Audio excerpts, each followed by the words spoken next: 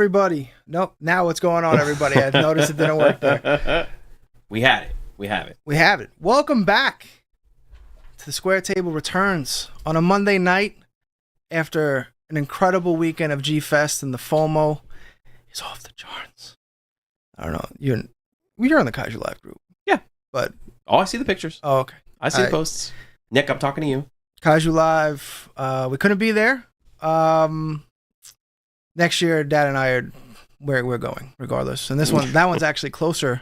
Where's that one? It's closer to my birthday. Does it change locations, or is it always? No, it's usually always in Chicago. They did change venues to a much better venue at the Hyatt, in my opinion. Kelly and I had actually stayed there the year we went, where it was at the Crown Plaza. Mm-hmm. And like the Crown's cool, but the convention just like outgrew that place. It just happens. That happens.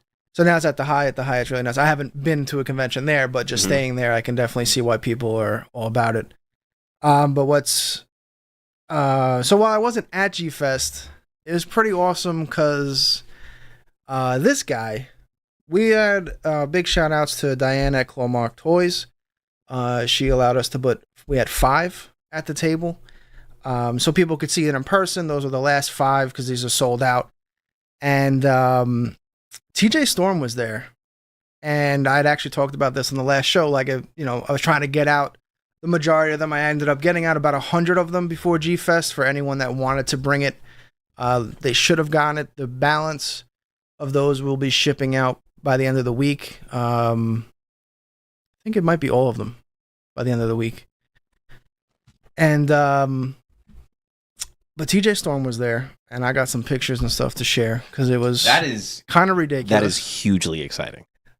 And there's a little, like, Nick had a little clip. He's like hyped for it. Yeah, let me try to get that set up. What do we have on tonight's show? So what are we doing tonight? Tonight's docket, we have topics of Kong Skull Island, and we have, of course, the Deadpool 3 Wolverine reveal, which has got us both hyped because it's the OG costume. And then, of course, none other than Godzilla Minus One. I know how much you love that title. I don't hate it, but I do like the original Godzilla Zero much better. I feel like Godzilla Zero is like, hey, this is where it all began. I mean that's technically what this is. And that's what I'm saying. Why Minus One? It's like, oh, I'm going to be artistic about it. Is that what it is? But we'll get to that. We'll get to that discussion. I guess, yeah. That's what the thing. It's like, what exactly? So let's see where. But yeah, no, there's a lot of stuff happening in terms of topics to talk about. We definitely don't have a deficiency of topics. But no, this week we wanted to focus on these because it's all new. Okay, so one of the cool things that we did, Spiral, and Nick also helped run the table over at Clawmark, and we were able to make this happen. So Nick brings it to him. Hold on, let me get this video. While you get that ready, Wander This World says, will there be a Russo rant? I will say this. A Russo on what topic? Probably all of them. Probably all of them. AJ and I like to take turns ranting because we usually differ on most opinions on things. Yes. So cool thing, Wanda brings up the Reptar versus G19. So this is kind of like a really cool foreshadowing, because if you've been following Spiral Toy, one of the other artists that we have working on one of our upcoming designs coming out, maybe this year, I think is too. That seems really soon. I don't think pre-orders won't be out this year. We might see the full design reveal and everything like that by the end of this year, but I don't think anything will be ready for pre-orders by the end of this year. Probably Q1 of next year. But anyway, the other artist that we're working with is James Groman, who is doing a fake Mechagodzilla 74 for us, kind of like an X-ray version. Check out Spiral Toy on Instagram or our Facebook. You can see the pictures there of the concept that he did for us. So this is kind of like a foreshadowing of what's to come, because Groman's going to be in his big boy 12 to 14 inch I'm a fan of height. big boys. I'm a fan of big boys. So this is a really cool foreshadowing. Plus, I'm a huge Reptar fan. As a kid growing up, I can't really think of anything else more relatable than being a kid playing with toys and then seeing Reptar on TV and going, "Oh my god, this is the greatest thing ever." So that's something cool there. Why can't I get this up on the screen? Oh, here we go. There you go. Can you I'm sorry. It would not be Kaiju Live if there were no technical difficulties. This is not a technical difficulty. This is just... You're right. It's not a technical difficulty. All right, so let's see. The volume might be crazy. We're going to find out in a second. So this is courtesy of Nick. This is the other voice in this is going to be Nick. Yeah. Yeah, they did so good on it. So he sent me this. So this is my personal.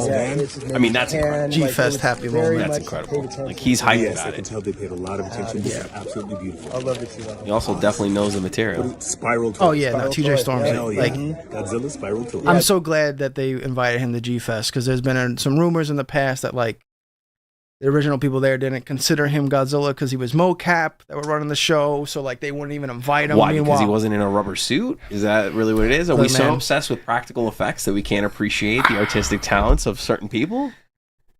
Like, yes. I mean, short answer is absolutely yes. Like, all right, you and I are both fans of practical effects. We definitely appreciate everything that comes out in terms of like practical effects stuff, you know. But come on, like, look at the excitement on this man's face. The man's happy, man. Look at him. Like, and then there's Nick with it, him holding it up.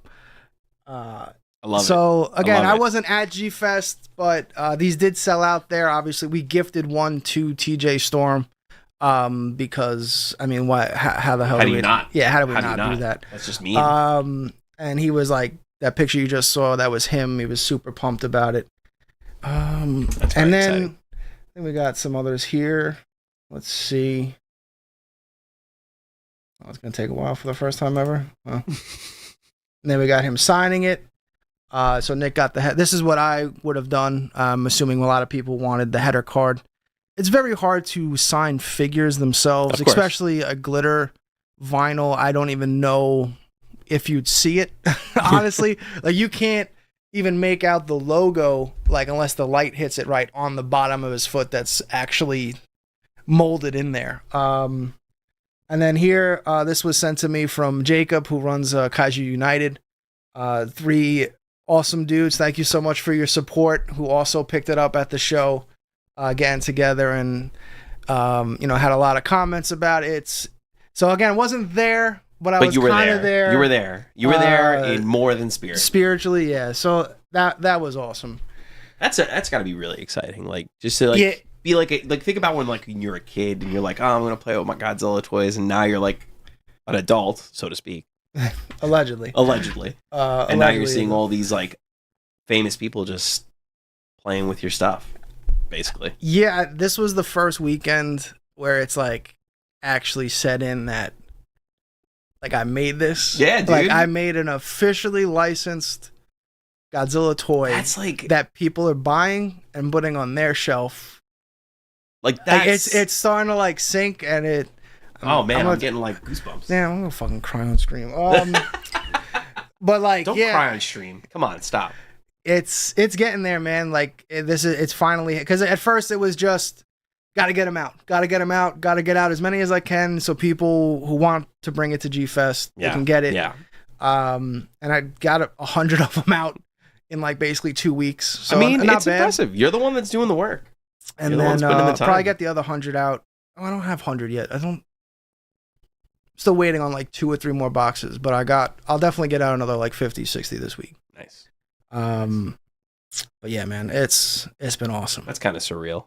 All of it. I mean, I imagine all of it is just surreal and to a point where now I just actually have to make a convention myself, and that'd be the next stage, like being behind the table and someone coming up and Kaiju being like, Live Con? Is that what we're doing here? You heard it here first. Kaiju Live Con. That'd be incredible. I don't know.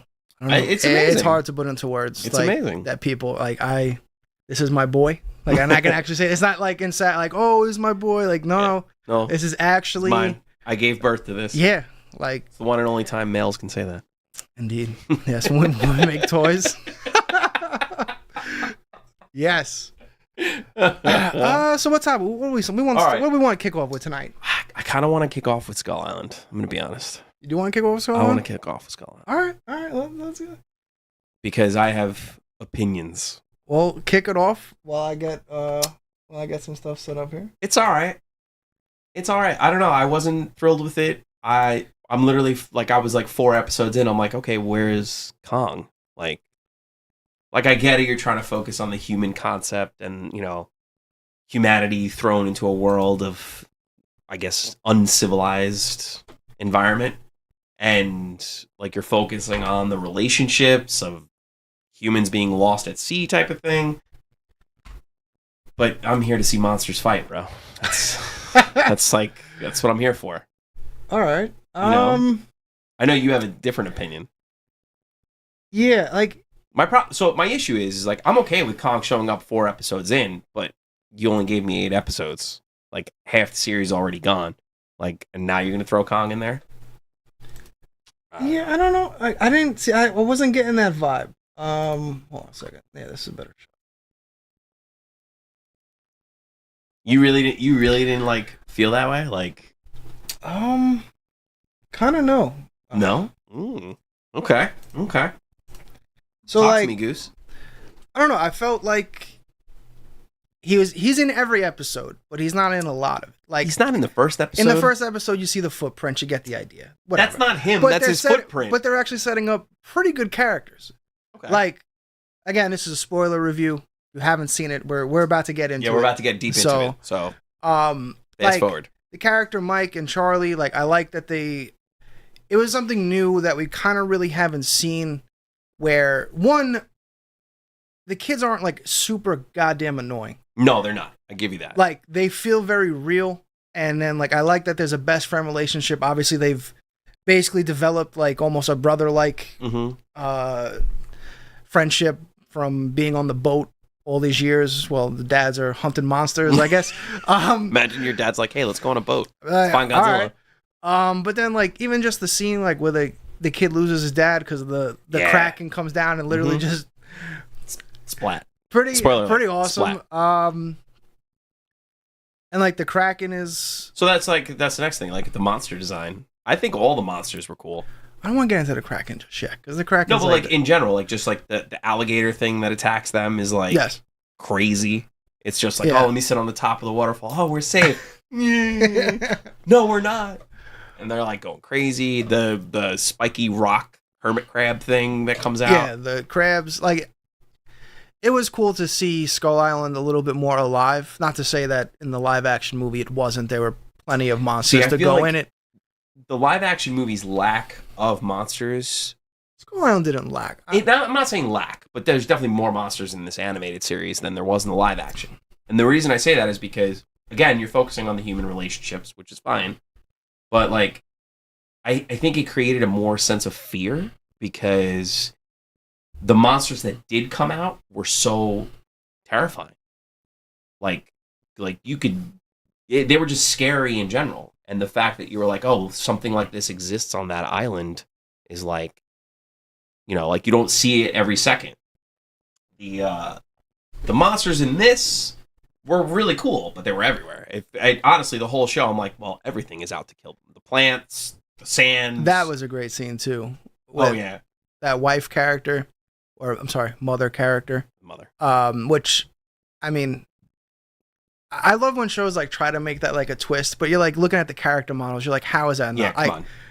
Immediately I was like, that's her mom. Yeah, obviously, the hints of like, we're not here to study anything. Yeah, okay. But it was cool that you know, I forget what the actual term is that studies plants. That she almost got killed she's a botanist. Killed by a plant, which is pretty hilarious. She's a botanist. So yeah, I love that Skull Island was alive. I thought the animation was pretty good. The animation was fine. Like the Kong design.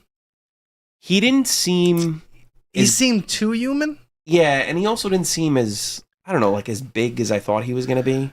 Like, well, this obviously has to predate like Godzilla vs Kong because Skull Island's still around. Mm-hmm. Godzilla vs Kong one of the things that I don't like about Godzilla vs. Kong is I was like, oh, a big storm came and Skull Island's gone. You're like, I'm sorry. The place that no one Can find. The place that no one could find and cannot be destroyed, that's basically surrounded by its own like perpetual storm. Yeah.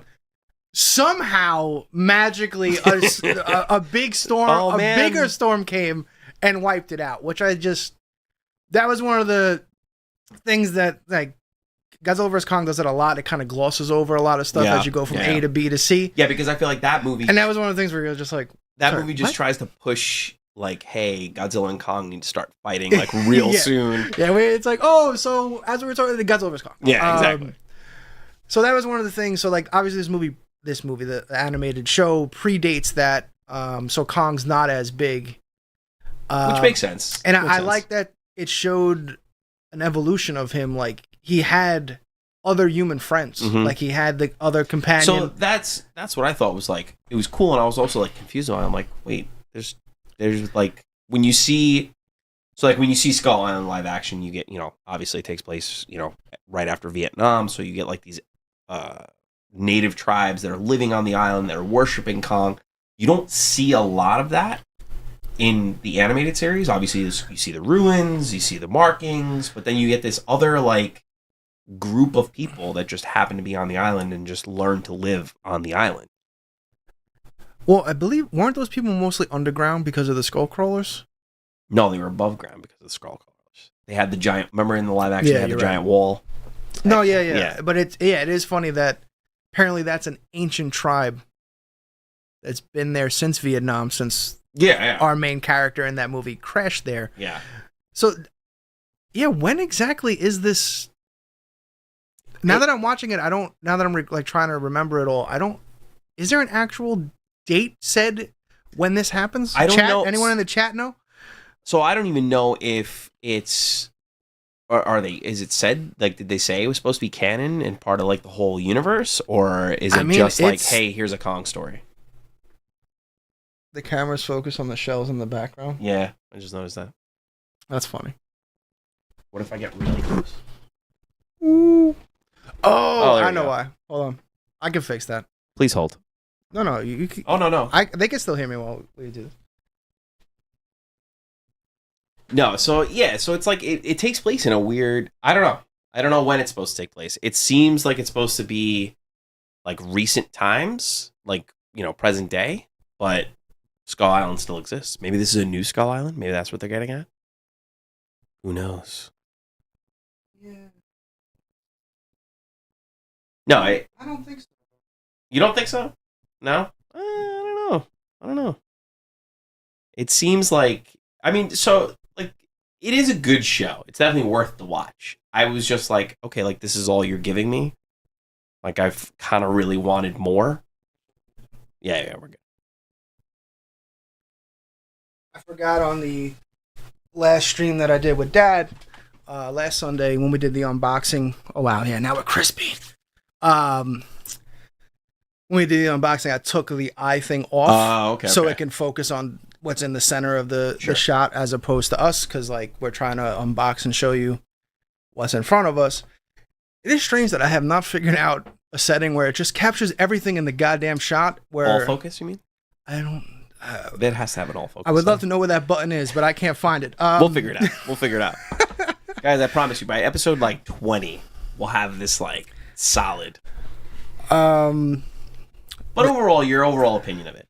I really enjoy. I would honestly give it like an 8 out of 10. Yeah, I would say like a 7. Yeah. Okay. I mean, it's not far off. It's not. 7's still not bad. I'm not saying it's bad. I never said it was bad. I just wanted more. You're giving me 25-minute episodes, barely 25-minute episodes, 8 episodes a pop, and you're showing the main guy show up in episode 4. Well, I guess this is like one of those things where it could be said, what do you want? Do you want a good show, or do you just want monster fights? And that seems to always be the conflict with fans. Like, for instance, like Godzilla vs. Kong, a lot of people that don't like it because it has no story. But then there's like me, who's like been waiting to just see crazy shit on screen, and I was totally satisfied. Yeah. So like, but at the same time though, I do appreciate a good story, and like I can acknowledge that the writing in Godzilla vs Kong is not great. Nonsense. No, they're just trying to get it out. Yeah, they're just trying to excel the story. What's the matter? You don't like the boat fight? I do like the boat fight. It's crazy. Is it amazing. realistic? No. None of this stuff's realistic. But I do like. So like I do really like the characters. I like what was the girl's character name? So we had Charlie and Mike. No. Annie. Annie was her name. I thought she was really great. cool character, like She was fleshed fun. out. She was a lot of fun. I liked her a lot. I like Dog. Yeah, and like what's cool is like she wasn't even on Skull Island. She was like on the adjacent island. Yeah. Where the dog like followed her. So this is where nuts. this is where I like to get to. Like, okay, so there's an adjacent island to Skull Island that has creatures on it. I don't know. Did that island have a name, chat? Was it Black Island? No. I don't remember it having a name. Yeah, I don't recall either. Let's talk about the Kraken. Yeah, I love how he's probably my favorite. I love how they set that up to where like they had this kind of long rivalry going where like I know there's like, oh, he's not King Kong, like he's never really been given the title King Kong in anything. No, he's not. Even Kong Skull Island is just called Kong Skull Island. He's not considered King Kong. I don't know if that's just a copyright issue, which it could be. Other than what's his name saying he's king around here, like yeah, that's really the only king that's being said. But no, I hope it has a season 2. I'm going to be honest. I thought it was definitely good enough where it deserves a second season. But I think, yeah, like, so here are some of the images. Yeah, let's get to the Kraken. Yeah, the Kraken was my favorite because like you get the sense of like just this imposing doom throughout from episode 1 till he fights Kong. Like, because it's just like, hey, I'm here. I'm waiting for you. I'm going to kill you. And then him attacking just the ships and like destroying everything around the island, destroying the people that were living on the island. Like, it's just like he almost feels like a force of nature where Kong just feels like Kong. Like he just feels like a big gorilla. He feels like at any moment he could devastate anything. I thought that he was like throwing whales at him. Just like taking shit from the ocean and throwing at him like come at me, bro. Yeah, come out here. Like fuck around, find out. So I loved all the build up to that, like why, again, showing Kong have a relationship with another tribe, of course a woman, because it wouldn't be a Kong iteration without him having befriended some kind of woman figure. Bat Chain Puller says it's Spine Island. And Wander says he believes it was set in the 80s, which would make sense. There's not he's not gigantic yet. No, he's not. But you gotta. To me, every time I see something like this, I always look at the technology that they're using, like just different tech. Like they're able to call helicopters at like super long distances throughout the storm, like through the storm. Like, okay, like are we using satellites here? So the Kraken design is weird to me because I like it and I don't like it. What don't you like about it? So it's too much of like, hey, here's a bunch of different monsters. Let's just slap them all together. Like that main shot right there in the middle. Yeah. Like he's got crab arms. He's got like an actual real tail. So there's a lot going on from like this is a giant octopus. Yeah. It's a giant squid. Okay? Kraken's a giant squid. I'm sorry. All right, please. Well, that's the thing. That's like one of the also classic things. Kong always fights a squid or octopus of some kind. So that was cool. So in the show, they do a little like homage to that, like in the live action, because in the live action, he's walking through like the lake portion of the island and gets like pulled down by the octopus, and then just pulls the and starts eating tentacles off of it. Like that was cool because I was like, oh, he's gonna do like the same shit to this thing. Like he's just gonna rip off a tentacle and bite it or whatever. So, this is probably my one issue with Legendary and the MonsterVerse in general is like, all right, so like this was a cool new design, and obviously it says MonsterVerse, Legendary, all that jazz. So it's officially canon within the thing. But like the comics also have sea monsters and stuff. So it's weird that they keep introducing new monsters, but like none of them actually get airtime. Yeah. Like from what I'm, again, spoilers alert, Godzilla vs. Kong, the new one, New Empire. Guys, sorry. You're a couple years late. By the way, if you've seen I don't have the clips of it here, but we do have an editor that might be able to put it in. The Playmate toys that came out, those are just photoshopped images of basically like Playmates submitting for the license. So, there's one picture of the new Did Godzilla. they never get the license? No, it's just when you're submitting stuff for toys, like you basically make a mock-up like, hey, this is what I want to make. Can you approve it? And like, because that's the most cost-effective way. It's like just kind of give a mock-up general idea as opposed to like, let me make this entire thing, and then they go, nah, you're out of money. That's like, yeah, just take that as a loss. So like it had like Godzilla. It was like modeled after 14, so like the spines were the 14. People are like, what's going on? It's like, this is just we're going to talk about spines tonight. Yeah, this is just a photograph thing. Photograph shop that they're basically submitting to get, some toys out. So there will be something that looks similar to that. But that's not actually it. And now I have no idea where the hell I will. Oh, Endless Tentacles. That's a great. That is a great comment, by the way. Endless Tentacles. Yeah, like it's weird because like this thing's enormous. Gigantic. So that was my other thing. He is way bigger than Kong. Yeah. Like when they're fighting, it's like, dude, there's no way Kong's gonna like come out of this. But I know he has to because that's the show. No, that's one of the things where like I had an issue with. Really? There's he no was way. Too big? No. There's just the way like their fight played out. Like obviously the Kraken is trying to lure him into the water. Because, like, if he does, it's game over. Plus, the thing has, like, electric powers. Yeah. He's got poison. I mean, this thing's loaded up the wazoo with, like, additional powers on top of being massive and being able to fight you with 8 arms, or however, and claws and all this. So, once he got him in the water and, like, drags him down to the bottom, like, it's over. Come on, man. You didn't like the whole grabbing the boat thing? No. So I thought about this. This is how crazy my brain goes. I was like, stupid.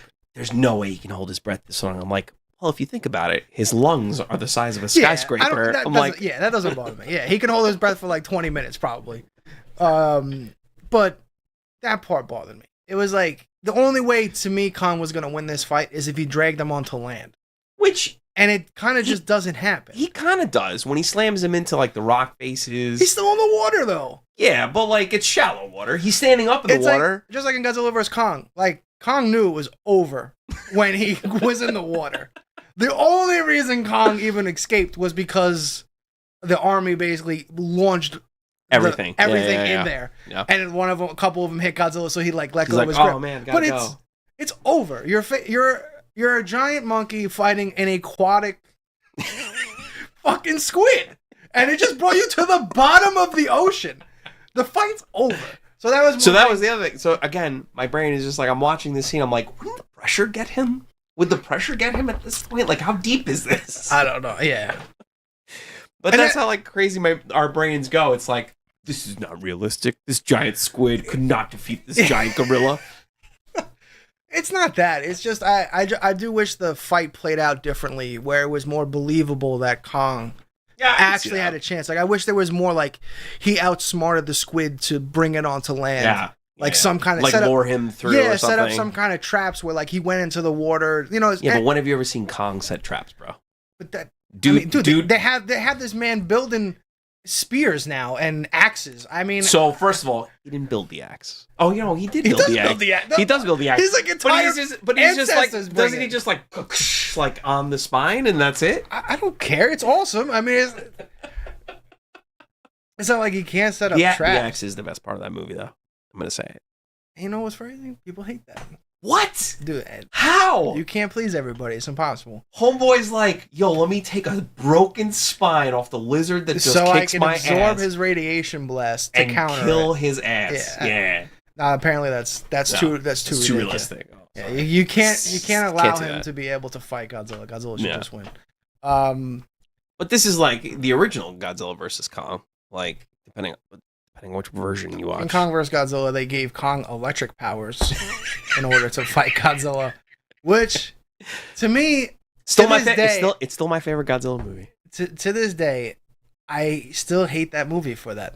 Because Really? even as a kid, it didn't make sense to me. You're just like, I hate this. Godzilla feeds off electricity and lightning. That's So why it like doesn't make it sense. made no sense to me. Even as a kid, I was like, so So wait, Kong's so you just charging mean- him up? So you mean Godzilla only gets power when he bites power lines? Is what you're telling me? Apparently, but Godzilla's when Kong touches Kong's his butt, electric- yeah, not enough. No. So like that was the thing that always kind of like just bugged me with that movie. I do enjoy it. Like it's a fun. my favorite movie. It's a really fun movie and the designs are great. Nothing better than watching but, two like- guys in rubber suits beat the crap out of each other. Pretty much. And it also has some stop motion in there as well. You do, which is You do have classic. some stuff. What'd you think of the ending of the show? It needs a season 2. That's what I think. Well, It needs a season 2, and I really dislike. I'm starting to get more annoyed at like shows that do that. That do like, oh, here we're leaving it here because season 2 is going to happen. You know, like if there is not a guarantee that season 2 is going to happen, like I understand, like you want to break up a series into parts, like sure, part 1, part 2, sure, that's a guarantee. You want to leave the last episode of part 1 on a cliffhanger. like Sonic Prime. We're not going to discuss that. I mean, Okay. it's pretty good so far. But you know, exactly. But that's what I mean. Like you leave these shows on like cliffhangers, not guaranteeing a season 2 unless you are guaranteeing a season 2. But like that's all I hope for. I hope that this show gets a season 2. It's worth it. It is definitely worth the watch. I definitely binged it in like 2 days because I was just like this is great. I just want to keep watching, and then it's over. That's my issue. I'm just like okay, like, and then Yeah, I do feel like because its runtime was only a normal like 22 minutes, Yeah. it should have probably had 16. Like it should have been double. it should have been at least. I would even accepted 10 Yeah. episodes. I would have been happy with. But I'm okay with short form factor shows these days. Nobody needs 24 episode seasons anymore. Like it's just Well, It I gets mean, to if be- they were eight episodes and they were hour long, right. it would have been Yeah. totally fine. But like that's the trend now for television is like, you know, you only like I just finished the final season of Jack Ryan. Only 6 episodes. A fantastic, amazing 6 episodes.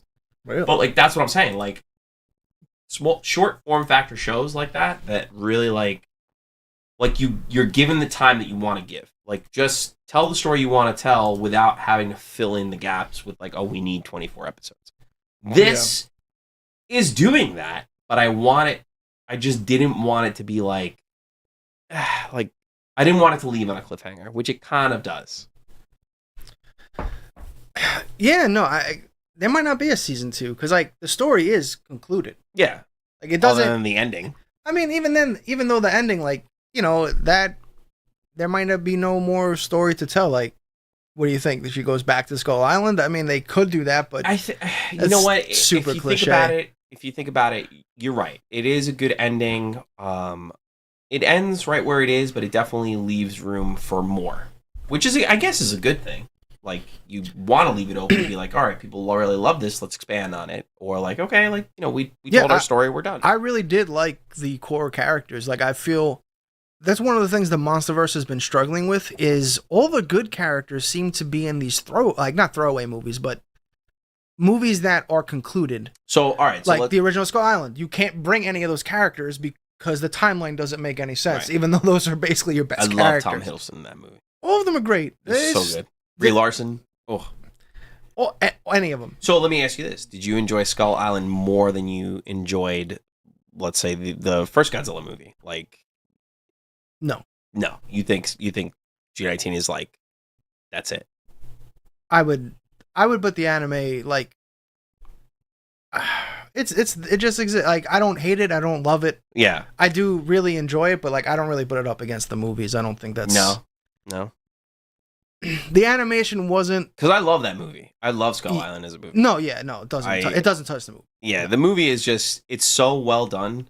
And John C. Reilly's character is just the best part about the whole You're all movie. gonna die. We're all gonna die. You're a good bunch of boys to die with. But one of the things with like anime that, or just cartoons in general that bother me is, and this did kind of happen in Skull Island a lot, the action sequences aren't really anything that you haven't seen in the movies. Sure. So like I felt like, not that the medium's wasted, but like the potential was lost to go that other level that you can't really do in the movies. Mm-hmm. So I didn't feel like the action sequences were like, oh my god. Like a lot of it was stuff that we had seen before, or different takes on what we have seen in previous Kong movies throughout its entire, not just referencing the MonsterVerse, like going all the way back, which is cool. But again, like, so do I really don't think it stands up to any of the movies. Like I wouldn't rate it above. I wouldn't rate it anything. I wouldn't rate it either in the MonsterVerse. I think it's just, I think they're trying to do this, like, especially with like an animated show like this, it's like an in between. It's definitely not for kids, but it's also like my dad's not going to watch this either. I mean, Abby enjoyed it. Yeah, well, our kids are a little different. I gotta say, the chameleon she really liked. She liked the chameleon was really cool. I like that. That was She liked the chameleon. That's good. Yeah, the crabs were kind of generic. It was cool to see a skull crawler, but the skull crawler was like gone in 3 seconds. Yeah, and it was like a baby one. So yeah, I did really love the Phoenix. Which one? I don't know. Was it technically a Phoenix? The bird that's like his friend. Oh yeah, I guess. Yeah, I guess you could call it a Phoenix. See, that's for lack of a better description. Yes, that's one of those things where it's like there's an actual like is that his Rodan, or like, his Mothra, yeah. Like Godzilla has this relationship with Mothra in the MonsterVerse. Like, is this his? Mm-hmm. But again, because Godzilla vs Kong was like a storm just took Skull Island away, we have no idea. So like a lot of the stuff that's set up in this, well, so what can't really carry over. How would you feel if they made this like its own like standalone, like not in the overall canon of the MonsterVerse? It's just too much. Like I think you're going to like DC levels of nonsense. Of like where it's like, hey, so this is MonsterVerse, but kind of not MonsterVerse. Like, and it's like what's the point? Mm-hmm. I feel like there's such a short window to really capitalize and make this stuff work, to try to do a spin-off reboot of like it just like, what? I do like the fact that they did tie this to the movie. They did tie this show. It is a definite tie-in to the movie, 100%. I did like that. I thought that was like, all right, you did tie this together. So technically it is canon, but you're not really telling me where it exists. Like in the timeline. I think Wander's right. I think the 80s makes sense. Sure. Because he's not enormous yet. Like, what if it was the 90s? I mean, it could be. I mean, by the architecture that when at the end that they see, it could very well be the 90s. I don't know. Again, I just go back to the technology that they're using. Yeah, like and just the cityscape. Like it looks like it could be. Sure. In that time, definitely not Vietnam. No, we're not way past that. No. I definitely don't think it's that far back. I would agree with between 80s, 90s. If you're doing it in present day, it just doesn't make any sense. Like, yeah. Okay, so you told me that the island's gone, but now you're telling me it's not gone. But see, now, like, one of the things that I would love to see is, say, the father and son. Mm-hmm. I would love to see them join the actual MonsterVerse. Sure. Because, like, this is a dude that's been on Skull Island. Him and his son survived Skull Island. Where are they in Godzilla vs. Kong is the question. That's what I mean. Did they survive? And Lord knows we need to replace all the Godzilla people characters because they're terrible. So, like... What's the matter? You didn't like Millie Bobby Brown? In Godzilla vs. 19 I did, but in Godzilla vs. Kong they give her nothing to do. Yeah, they give her nothing. She's nothing in that movie, which is kind of sad. Yeah. You can completely edit out her entire arc. Every scene that she's in, and nothing is affected in that movie by her. Like, she just shows up in places. She took, the coolest train in the world that goes across the world. Undetected. Let's talk about the great security they got over there. That, 3 people just get into an elevator. I forgot she goes undetected. Yeah. And travel across the planet. And like no one, that doesn't trigger nothing. Unauthorized use. Maybe someone looks at a camera and goes like, "What's up? Hey, that train is moving." Yeah, like it's 7:00. Oops. That stuff was hilarious.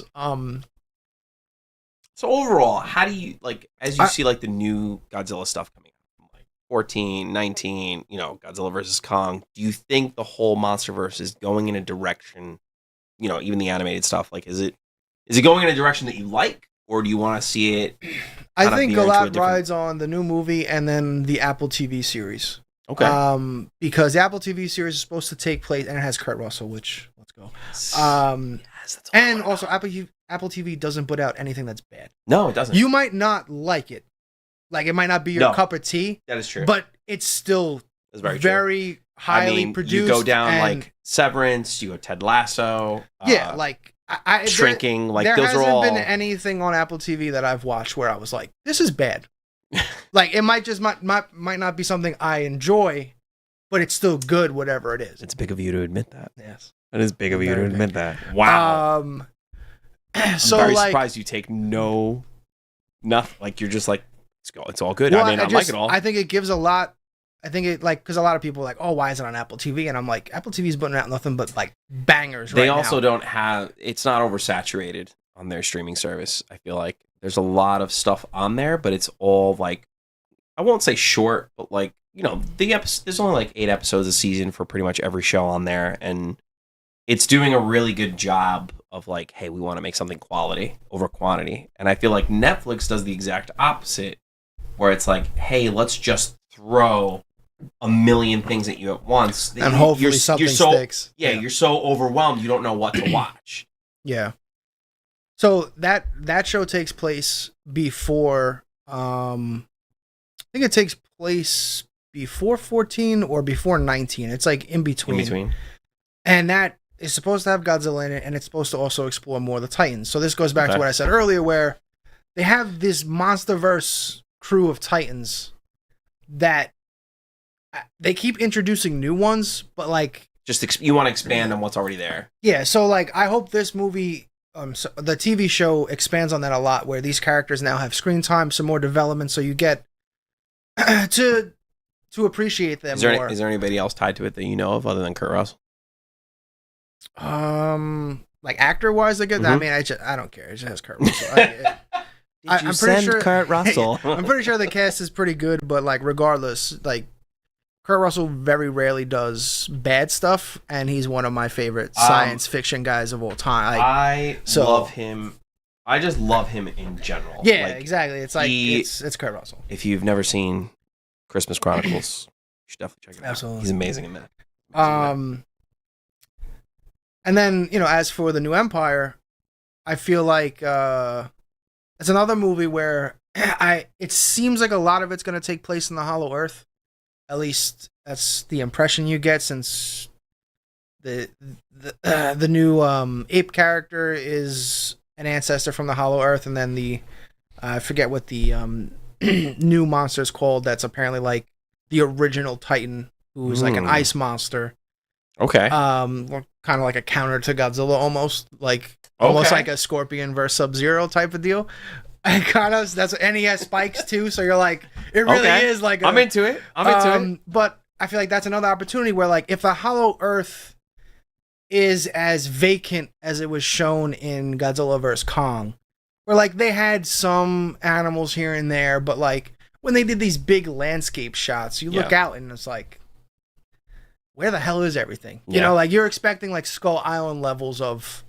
So I hope this movie and this show like gives you like a populated MonsterVerse. So apparently his son Wyatt Russell is also tied to this. So like, let's go. Let's go. I'm in it.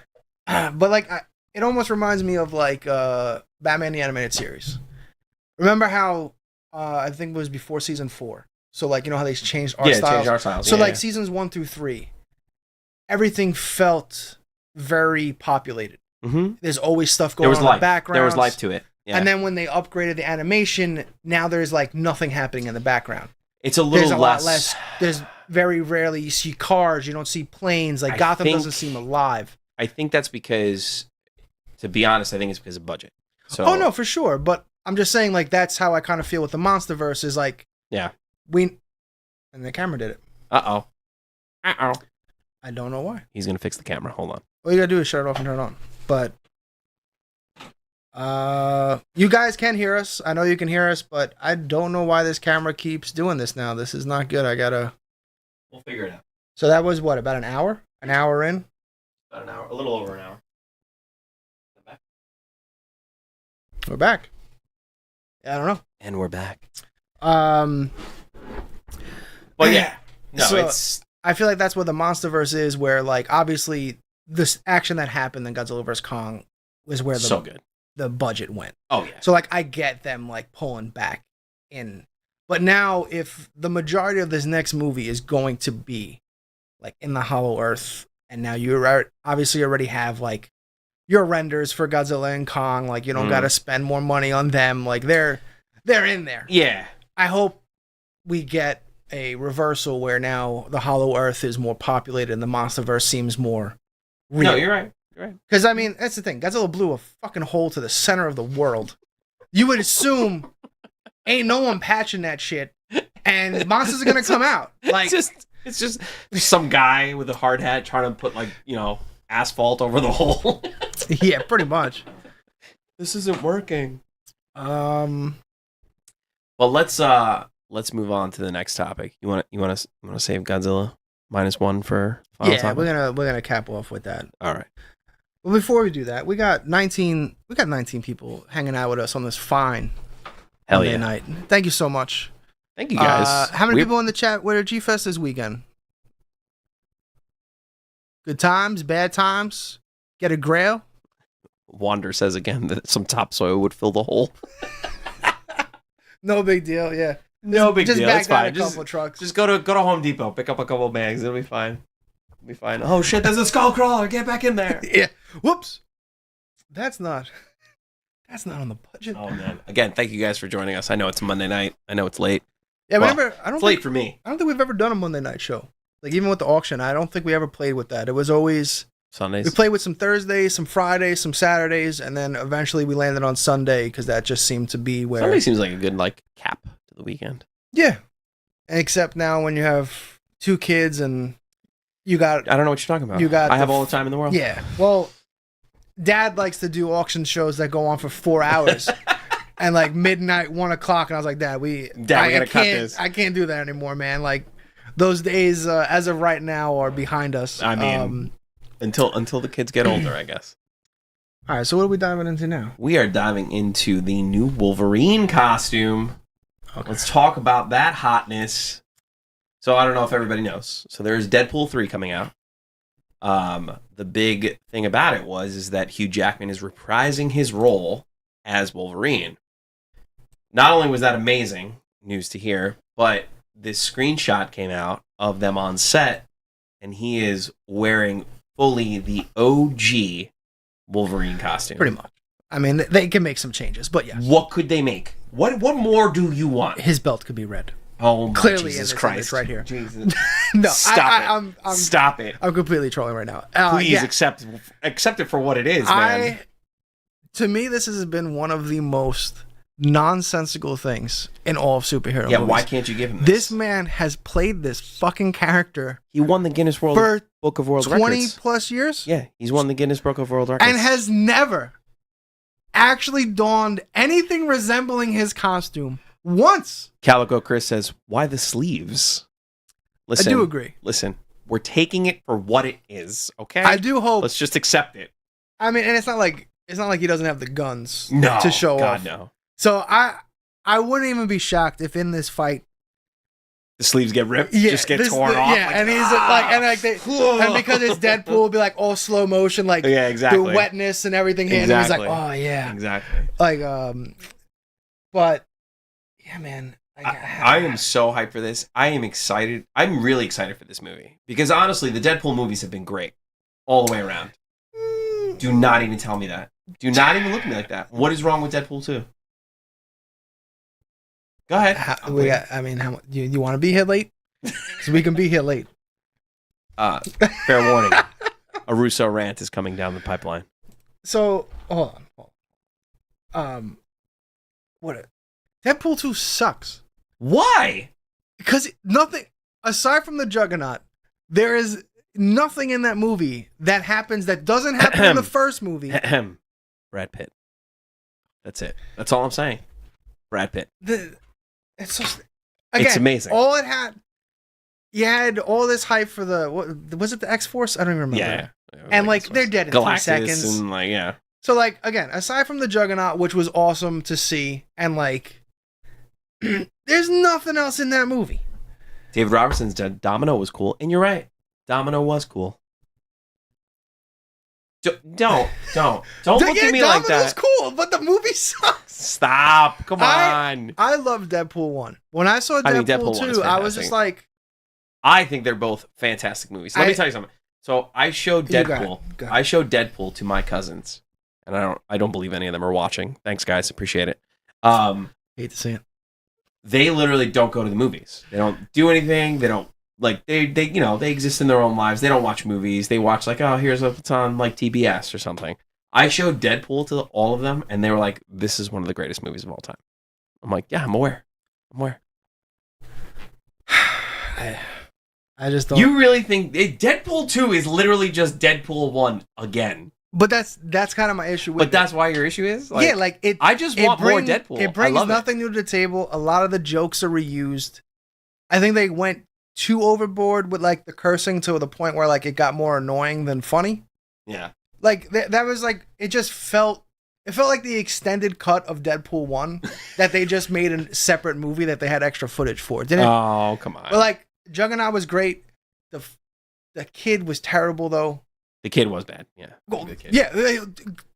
Unfortunately, he's the whole fucking movie. So stop. There's that. Stop. Everything else around it was fine. The main villain's bad. Oh, I'm sorry.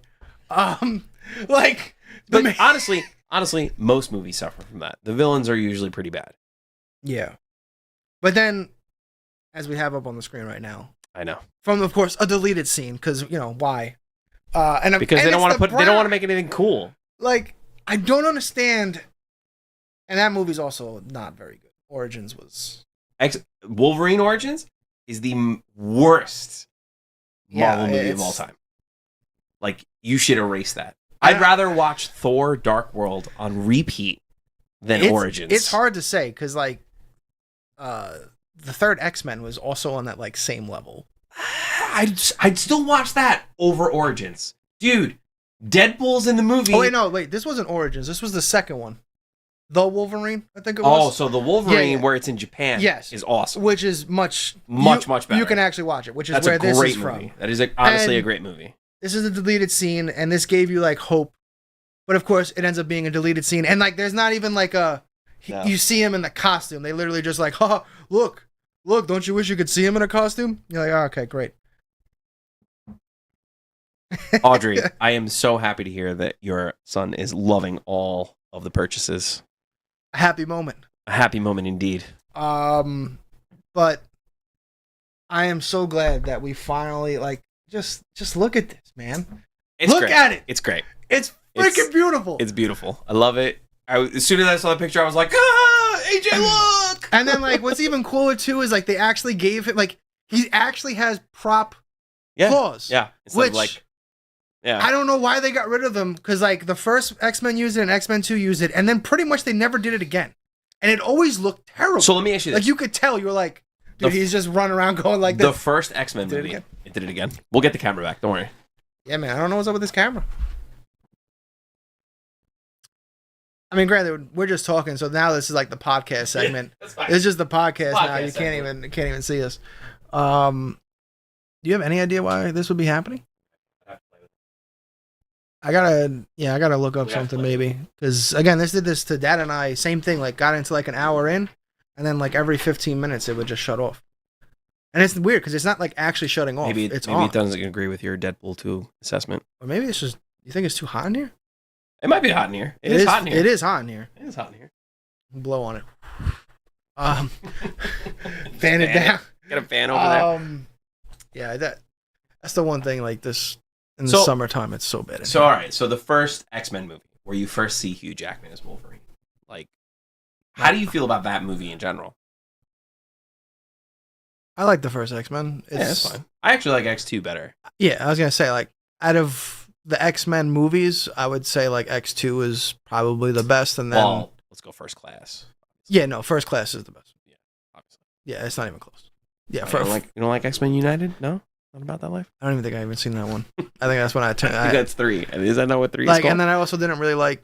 I liked and didn't like the one where they used Wolverine instead of Kitty Pryde. Oh, Days of Future Past. Yes, Days of Future Past is very good. I actually like that better than First Class because the correlation between James McAvoy and Patrick Stewart is just so good. So good. You can't look at that. That's such a good. look, Good. man. When Magneto, I can't wait to hear this one. Go ahead. I'm waiting. when Magneto starts controlling Sentinels because they're magnetic, which apparently gives him the ability to control computer software and design and programming some fucking masterful way. Like, that's when I tune out. I'm like, this is the stupid. Like, it doesn't make any sense. I could get if he was adding shit to their exoskeletons to Sure. control, but he's literally cycling what mutants to attack. How the fuck is that? You control metal, bro.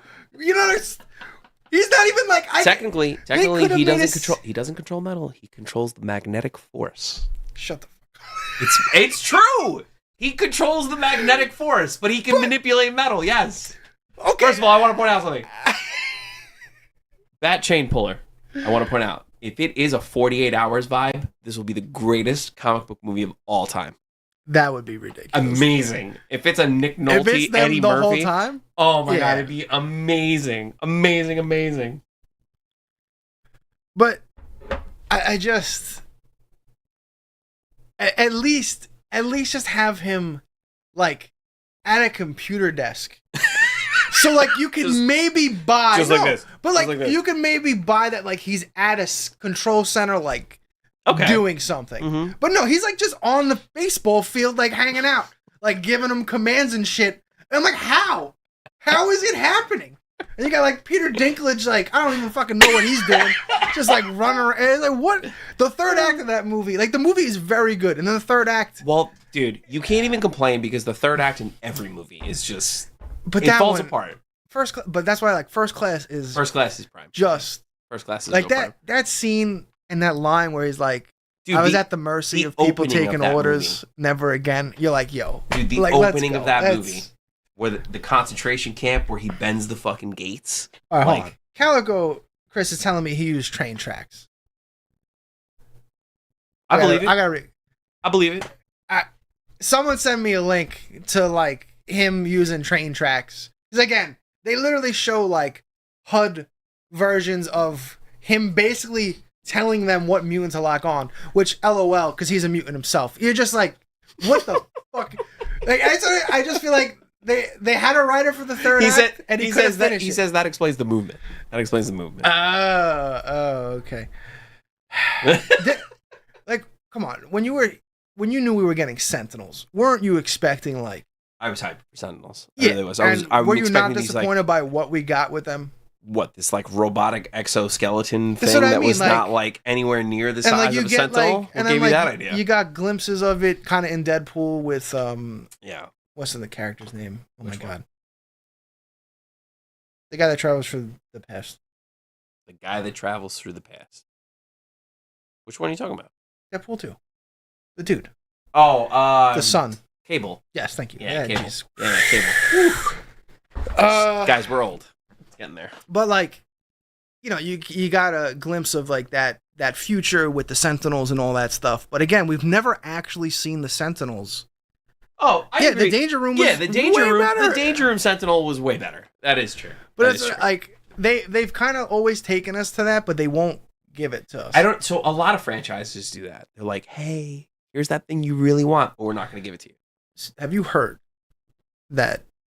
Because apparently Deadpool 3 is going to be loaded with cameos. I'm excited. And I hope it's I'm waiting. I hope it's more cameos they actually do something as opposed to You mean like Days With- of Future Past, where not Days of Future Past in First Class when they're sitting at the bar and Wolverine is just sitting there smoking a cigar? in Deadpool where he's at Xavier Center and they're all behind him and they just shut the door. I don't want a cameo like that where it's hey, we got 15 people in a room Yeah, and that's yeah. it. But apparently there's going to be a scene. Again, this could be complete. Take it with a grain of salt, but I would love to see it. Wanda versus Dark Phoenix. No, stop. And like In Deadpool 3? that's a rumor that I heard. Did you see Dark Phoenix? No, Neither did I. but it's gonna be the original actress. Oh, the original. What's her name? She's got like a. She's got Something with a J. Yeah, she's awesome. Yeah, no, I love her. So it's gonna be her She's beautiful. versus. You know. Whenever I see her, I only think of Goldeneye. She I don't even plays. remember her in She plays Goldeneye. Xenia. Oh, Xenia wow. on the top. That's crazy. Yeah, you're welcome. Oh, and cameras are gone. We're just gonna keep doing this all night, guys. Famke Jensen. There we go. Yes.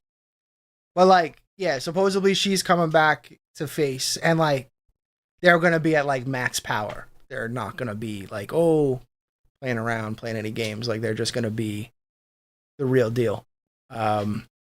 And we're back. Sorry for the camera issues. I'm not even sure what the hell it Guys, we'll actually figure it is. out for next show. Just bear with us. Drink word of the day. Ooh. I don't know. Audrey's asking. She always wants to drink word. Drink word of the day. I do actually need to get another drink. I need to drive home. Yeah, I did give you a lot. You gave I didn't give me myself a lot. triple. So good thing we have a couple more hours of this.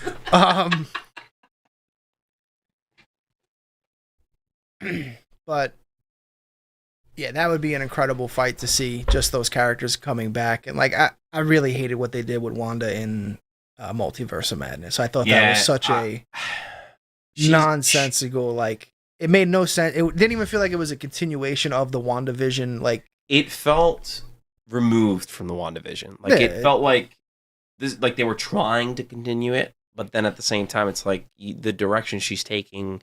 I get that they're trying to do like the House of M vibe, like from WandaVision, like where like you try to like you really grasp how powerful she actually is. yeah, And then Multiverse is like, hey, like she's powerful, but Doctor Strange still kicks her ass. this goes. I know, like on our Flash review, we talked about like DC not taking layups. Yeah. This was Marvel's like first time not taking any layups. Oh, absolutely. Like you introduced a ton of shit from other M, like little hints here and there, Mm-hmm. and then you don't do it. In fact, you turn. So You had a perfectly easy way to bring the X-Men universe into the world, MCU, yeah. Mm-hmm. and you turned it into a boner joke, which is just So The there's a worst lot. thing. There's a lot involved because I read House of M before I watched Multiverse of Madness, just to like see see where WandaVision came from and see where it's going. And there's so much going on in that comic that like it like Wanda's Magneto's daughter, that is never going to be touched upon in the MCU. It's like this whole thing, but at the same time, it's like I don't know, like. so. Chris brings up. Rumor has it, she makes the Illuminati universe into the House of M and Deadpool. Stop, Dude, don't get me up here. See that? Because when I go see it and it's not that, I'm gonna be more upset than he is. So what's crazy is like I feel like Deadpool, out of all the movies, would be the one that would pull it off because like they don't give a shit. No, Like Deadpool's gives zero fucks trying to about give you anything. as much fan service as the fact that you've all seen the shots of like this scene, they're fighting in front of Can I point out? 20th Century Fox. Can I point out This is also in amazing. Deadpool he walks around with the fucking Hugh Jackman magazine cutout on his face. Yeah, and he has the Hugh Jackman figure on his thing. Yeah, there's so many like.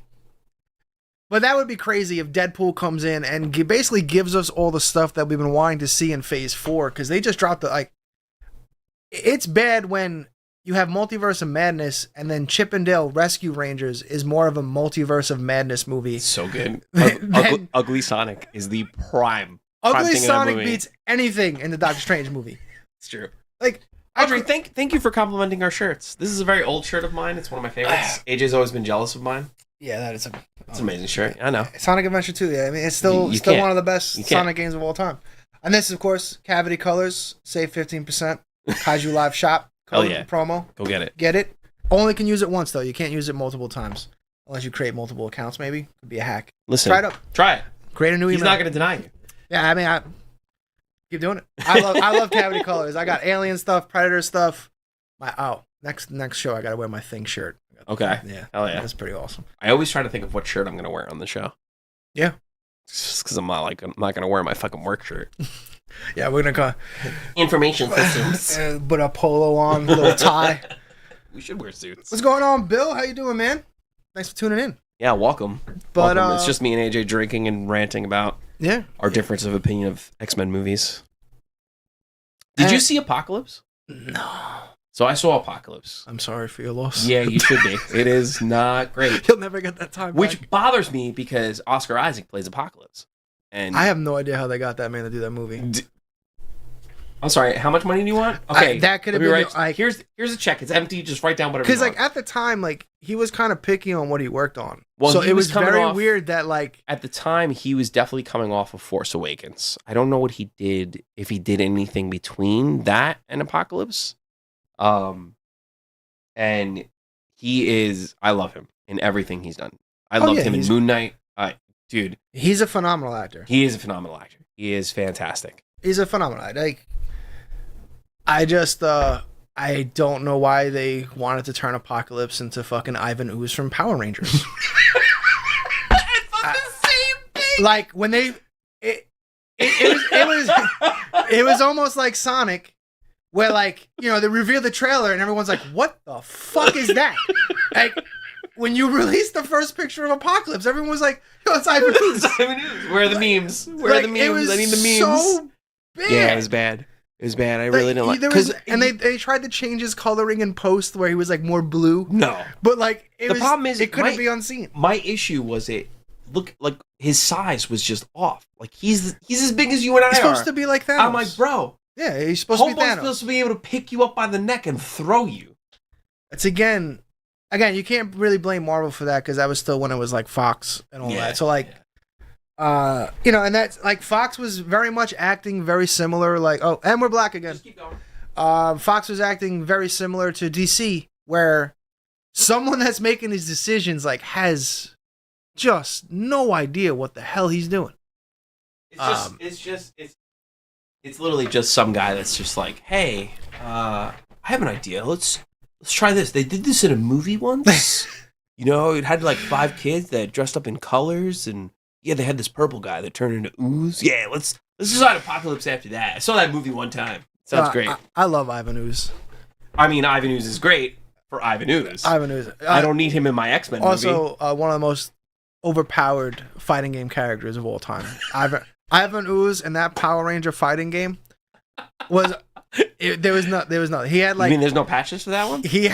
I think he had 10 infinites. Basically, if he touched you, you died. There was nothing you could do. I think he even had an unblockable that character. There's never been a more overpowered character. Makes sense. Ivan Ooze. The man's the man. Yeah. But I'm super pumped to finally get Hugh Jackman, and it's so well deserved for even if this ends up actually being his final send off to finally see him in costume. But now the real question: will he have the mask at any point? He's gonna have to. You go this far and you're not gonna give him the mask? Come on. I almost feel like that's the final fuck you to where we all to the point of you wanted the mask? We almost gave it to you. No. Get out of the way. And I feel like Deadpool would be the movie to make a joke about it too. Of course. You want to wear this? No. And he just throw it away. I'd accept that. If he or makes he the joke, slices it in half or if something. he makes it, I guarantee you, here's what's gonna happen. It's gonna be the opening scene. Deadpool's gonna fight Wolverine, right? And Wolverine's gonna be in costume with the mask on. And literally 10 seconds later, he's just gonna be like, "This sucks," and just take it off, and then they're gonna fight. But it would be cool if we get the mask. If we get the mask and rip sleeves, it'd be pretty dope. Bill says it'll be a cheeky, post-credit scene or a comment. You're right. It because it's Deadpool, it probably will be. Oh, 100%. Deadpool loves to break his fourth walls. But that's that's the beauty about Deadpool. You really have freedom to do that's what I mean. Whatever you want. If they're bringing in all these cameos and actually have them do significant things like big moments from comic arcs. I hope so. Just to put it on screen, that'd be awesome. Do we know anything about the story of the movie yet? No, right? I haven't seen anything. Deadpool and Wolverine walk into a bar. I mean, that's what it seems like. Walk into a bar and just fuck up everybody.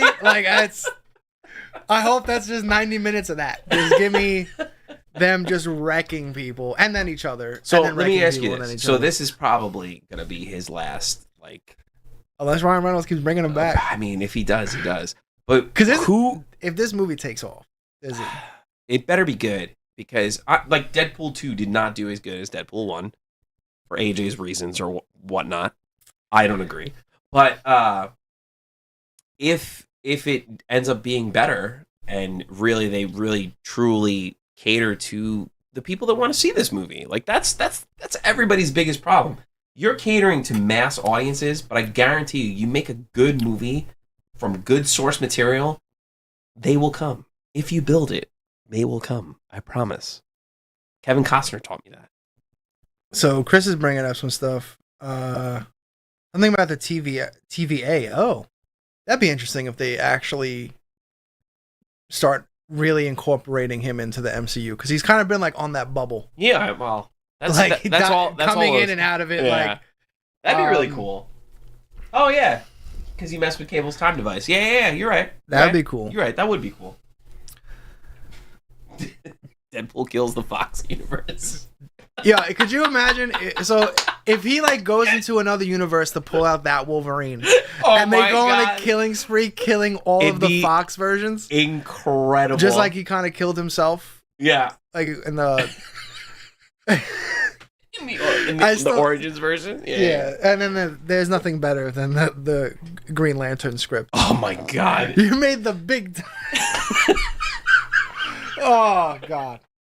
That's because Ryan Reynolds himself hates the fact that he made that movie. He definitely only made that movie because of the money. Oh yeah. He doesn't talk about it. It's almost like George Clooney talking about Batman. Yeah. Where he's just like, I don't know why I did this. So yeah, no, I think Ryan Reynolds is always like how he acts is how he is. Like, yeah, that's his personality. Like when you cast Ryan Reynolds, you're casting Ryan Reynolds. You're not casting the character. You're saying like, oh, this character, Ryan Reynolds could definitely pull this off. Let's give it to him. Yeah, which is why he should have been the Flash. We already had that discussion. Yeah, that's. I speak. There are a great many people that should have been the Flash. Actually, I forgot about a segment we were supposed to talk about tonight. Okay. Superman Legacy. We completely forgot about it. Oh, we'll talk about it. We can talk about it. We can. We have time. We'll go full screen. We'll get into it very quick, and then we'll go into Godzilla 0. Yeah. Or I'm sorry, Godzilla Minus One. Godzilla Minus One, guys, not Godzilla 0. Okay, Godzilla Minus One. So let's talk about this full screen since I have nothing prepped for Superman Legacy. That's fine. So. Oh yes. Casting. Oh. Let's talk about casting. Can we? This is an off the cuff. On. We weren't supposed to. We forgot to even advertise we were talking about this. I know. I literally just remembered it because of Green Lantern. Yes, because of Green Lantern. Because I want to say it. The only man I would ever fall in love with and marry, Nathan Fillion, is finally playing a Green Lantern, not Hal Jordan, the worst Green Lantern of all time. But I'll take it. Guy Gardner is he's not a great Green Lantern, but he's just not like, all right. Come on, man. He's going to be a punching bag. 100%. There is no way. Because one, Nathan Fillion, every time he does a cameo appearance in any of James Gunn movies, he's a punching bag. You mean that? Yeah, so like... So him as Guy Gardner... What was like, it? DKP? Or DPK? The detachable something kid? Arm ridiculous. Wander says... Only one with... Wow. Has Hal Jordan not have personality? How does Jon Stewart not have personality? So the Green Lanterns that obviously I think get the most light are obviously Hal Jordan, OG, and then you have Jon Stewart, and then you have Guy Gardner, and then you have Kyle Rayner, who everybody forgets about. Forget about. Nobody likes Kyle Rayner because he's like the Robin of Green Lantern that nobody like. He's not quite the Jason Todd, but I'd rather he's definitely take the squirrel at that point. The squirrel that turns into a Green Lantern than Kyle Ratner. Like no, but honestly, I am very happy to hear that Nathan Fillion is finally getting for sure. Getting his I hope shot. he has it. I hope he has an actual role. Yeah, I hope Guy none Gardner, of this like, hey, I'm gonna wave my arms around and then die. That Burning Godzilla is not for sale. That's only back there because when we had Destroyer, we did the unboxing of the FSL X Plus Destroyer last week. We had I brought him out to show the scale. But check out the last video for that. Yeah, do that thing. Please do. Like, subscribe, all that jazz. Yeah, I do hope that this is a significant role. Like it would be cool to see them play on. Because it always gets kind of glossed over in the comics is like how Guy Gardner was actually supposed to like. Well, he's kind of a dick. No, that's his problem. Yeah, he's hard headed and all that, but he was actually next in line after what's his name died. Yes, but it found Hal instead. Yes, so like it would be cool that if Hal doesn't exist yet, this is you kind of get that origin to it, which would create cool stuff for Green Lantern Corps. Like if you had this. Well, I'm curious to see where he takes it. If this is really like a Superman movie, like a focus on Superman and his story, good. I don't know if this is supposed to be like an origin story, or is it supposed to take place like, oh, here's Superman, like year 3? Well, no, yeah. Supposedly, from what I've heard, this is the world that Superman enters when he becomes Superman. Superheroes already exist. Okay, that makes so sense. It's not like, oh my God, it's who's this guy? Who is this guy? Yeah, and like, there's definitely metahumans. Like, metahumans definitely. Everyone exist. else around him looks inferior because like you're like why do you need any of these guys? You mean like Man of Steel? You mean like is that what you're going with Man of Steel on that one? I didn't talk about that. You know how I feel about Man of Steel. But yeah, well, Audrey, that King Ghidorah is actually available in the shop. Kaiju.shop. That one we got stock on. It's the King Ghidorah 1991 movie monster series. Go get it. Go get it. Go get it. Be dialing. So that I like that aspect. That's something new. Superman coming into like an already established world. I like that too because I feel like I'm all for origin movies, but at this point, like comic book movies are so well established, and they are. I'll get to the camera. Don't worry, guys. We know the camera went out. Don't worry.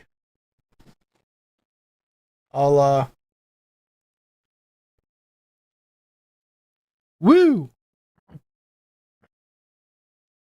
Wolverine and Deadpool. There they are on screen. Yay!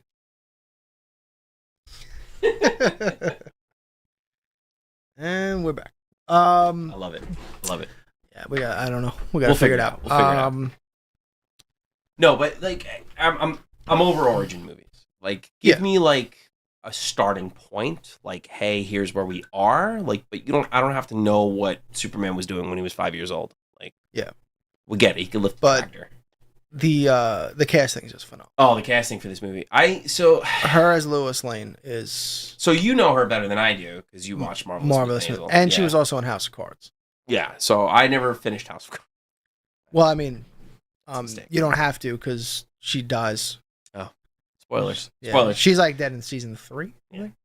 But no, but she's a great actress. I know that. Yes. And like, there's a reason she's won. Have you never Emmys. watched any of that show? Which Marvelous Miss Maisel? No, I haven't watched any of it. Okay, basically just turn on episode 1. Okay.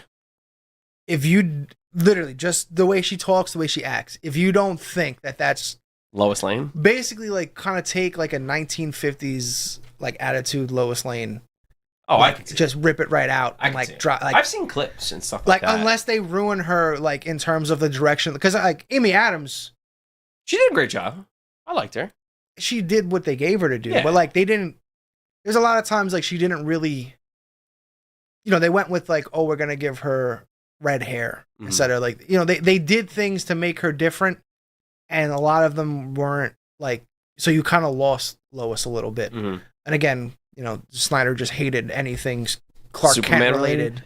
Oh, so, Clark Kent related. Yeah, he hated Clark Kent. Yeah, That's so basically, if Superman wasn't saving Lois served no purpose. Oh, okay. That's where we're at.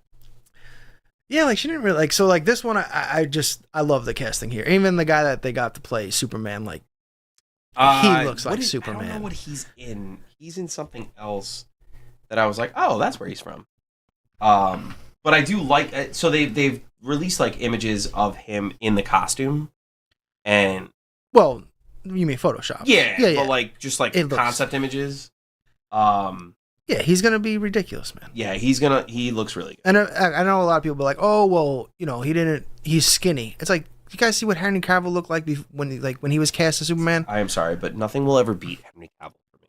No, but I'm saying like he was also very skinny when he got the role. Yeah. And then he became an absolute monster. Absolute monster. I mean, I for all intents and purposes know this dude's he's gonna kill it. And if you've seen any clips of him in I forget, like, I don't know if you found it, the show that he's in, like his mannerisms, his demeanor, like he's gonna be the perfect Clark and Superman, man. Like I think he's gonna be really good. I actually have a lot of faith in him. Not only did they cast Guy Gardner, there's 2 other prominent characters that they cast. Of the actor's name is Eddie Gathegi. I probably butchered that, but he's playing Mr. Terrific, which he just looks at his sheer look. Do you think they're gonna put a giant T on his face? I hope so. If they don't, it's gonna be very upsetting. You know who he is? He was in First Class. He plays the guy that can adapt. I forget what they call him. Oh, okay. I know what you're talking about. Yeah, he plays the guy that can adapt his things to survive anything, and that's who they're getting to play Mr. Terrific. That's him. And I think he has the body structure. He has the look. I wonder if they're gonna give him the square cut, in his hair, because right now he's got I gotta say, that's the one thing that I'm super psyched that Gunn is on this, because Gunn isn't afraid to go cartoony, with the look. Dude, look at colors. Look at Suicide Squad. Everything he put in that movie makes it fun, but it's a good movie. Yeah, every actor is on point. Even Nathan Fillion for his short. Yeah. Metamorpho, and what's his name? Anthony Carrigan. Chris, what's up, man? Is Metamorpho. You can't get anybody else. Because he obviously suffers from alopecia, something like that. Yeah, something like that. He definitely epitomizes Metamorpho. I'm when they said that, I was like, yes, this is it. And then we're getting everything we want. Is it Hawkgirl? Yeah, Hawkgirl is being played by Isabella Merced. I don't know. I don't know how to pronounce it. She's younger. She's definitely younger. She is known for Dora and the Lost City of Gold. Dora the Explorer. Let's go. Hey, you gotta start somewhere, She is also in Transformers: The Last Night, apparently. Johnny Depp was sleeping on a bed and got pulled down from Freddy Krueger and turned into a massive blood pile. You gotta start somewhere. You gotta start somewhere. There's all those classics. And Hawkgirl, I've always liked more than Hawkman, so I'm excited about that. That's probably because I grew up with the animated series. Well, which I think that's our entire. I think our generation literally bases everything this is not like the animated series, because think about what we grew up. Well, the animated series also pulled so much from the comics, though. Batman the animated series. We grew up with Superman the animated series, and then you had Justice League, and then Justice League Unlimited, and then Batman Beyond, all of these series, and they are all tied into each other, and they're all amazing. They're all amazing. Amazing, unlike our camera at the moment, that apparently is maybe overheating. I'm not entirely sure. I'm gonna have to switch to the other camera going forward for a bit, but we'll see. We'll figure it out. I should just start changing hats every time the camera goes up. Different shirts. Just different shirts. Come in with costumes. But yeah, Superman Legacy, I'm pumped for. I can't wait for the first promo picture of this stuff, and it's only 2 years out, so that stuff's gonna be rolling in. I am excited about that. I think it's gonna be if this movie fails, I don't think James Gunn's DC universe is gonna survive. No, I think that's why he knows that. Yeah, that's why I think he was I'm going to do this. I'm doing this. He knows what to do. He's obviously proven that he could, Guardians, Suicide Squad. He knows what to do. All they have to do with Superman is make Superman relatable. Give us more Clark Kent. You got to you have to show the duality of Clark and Superman, or else it just is a god. Yep. And it's just that was always they struggled that with the animated series too. Whenever they brought in oh my god, which character? You have to help me out. Oh my god, the alien, John Jones. Oh yeah. Whenever they Martian Manhunter. Yeah, Martian Manhunter. Whenever they brought him in, they'd always have to be oh look, there's fire, so he can't do anything. Because otherwise, It's true. he literally has the strength of Superman and can phase and turn into anything. So like, where's the weakness? Yeah, he's almost a character that is above Superman, but like they always had to be like, oh, he's surrounded in fire all the time. Oh no. Yeah, like that thing exploded, and now he's like, So they brought a lot of these characters in the Supergirl show, like obviously Martian Manhunter and a lot of the DC characters, Superman. And I know. I just saw. Yeah, I just saw Chris. We know. We're excited about the second Batman movie. Yeah, I'm excited. I just wish. I hope they find a way to incorporate him into the whole overarching. But it doesn't make. Why? Why can't he just be a standalone Batman movie? I guess you can't. It's just too much. So the Penguin show is going to come out fairly soon, as far as I know, and that's on HBO Max. Max. Well, I get he falls under the Elseworlds, right? I think they already announced that. I believe he does. So like, as long as they make the decision of like he is not a part of it. Yeah. And there's no like, oh maybe he is. So that's what I want. I want the Patterson Batman to be this Batman. Like that's okay. Not everything has to fall under this overarching. Yeah, you can have a universe where Batman is just Batman. There's just Batman. There are no metahumans. You can say like there's a reason why Batman the animated series is so good, because you never see anyone else other than Batman doing Batman things. But then he does eventually meet up with the Justice League. Like it's great. It's yeah, that's what I mean. It's the thing with Batman is like, and Patterson's a good Batman. I like him as Batman. I don't like him as Bruce. Same. But the second movie can redeem that. So like I don't. True. That was my biggest issue. That's my biggest issue with that movie is he's just so emo. He's like, I forgot to take my eye black off. Well, oh man, I don't even care about that. I was more pissed about the Alfred relationship in that movie because there's nothing. They don't show you anything. There is no relationship in the movie. That's the problem. Yeah, well, it eventually gets to the point where like. See, but I feel it gets there, but at the same time, you're just like Batman Begins. Why? Batman Begins did that. Like there was no Alfred Bruce relationship until after like he goes on his walkabout for like Batman Year One style, and then it becomes the Batman Bruce that we all want to see. I mean, but even then, like he's literally the guy's father since he's 5. Yes, I'm aware. Like, I am aware. No, I know, but I'm saying like when. What the hell? Oh, I forget what the line was, but he was just like, you're not my father, Alfred. And like, you're just like, yo, what? Yeah. I need something more because that's such a drastic departure from what we're used to in that relationship. Yeah, I don't remember.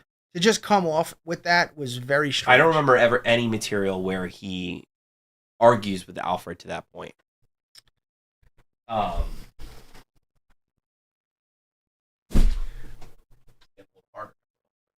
Yeah, I know. I wonder if I should like get a fan and just. I don't know if that's gonna help. I don't know if it doesn't feel hot too. That's the weird thing. It doesn't feel hot. It could just be a weird connection. Yeah, maybe the USB is like slightly finicky. Maybe. I don't know. We'll figure it out, guys. That's the best part about this. Thanks, Chris. Basically. But all right, you want to take a 10 minute break? Yeah, we'll take a 5 minute we're gonna break. cap this off. We're gonna be discussing everything Godzilla Minus One. Godzilla Minus One. Here we'll we go. be right back, everybody.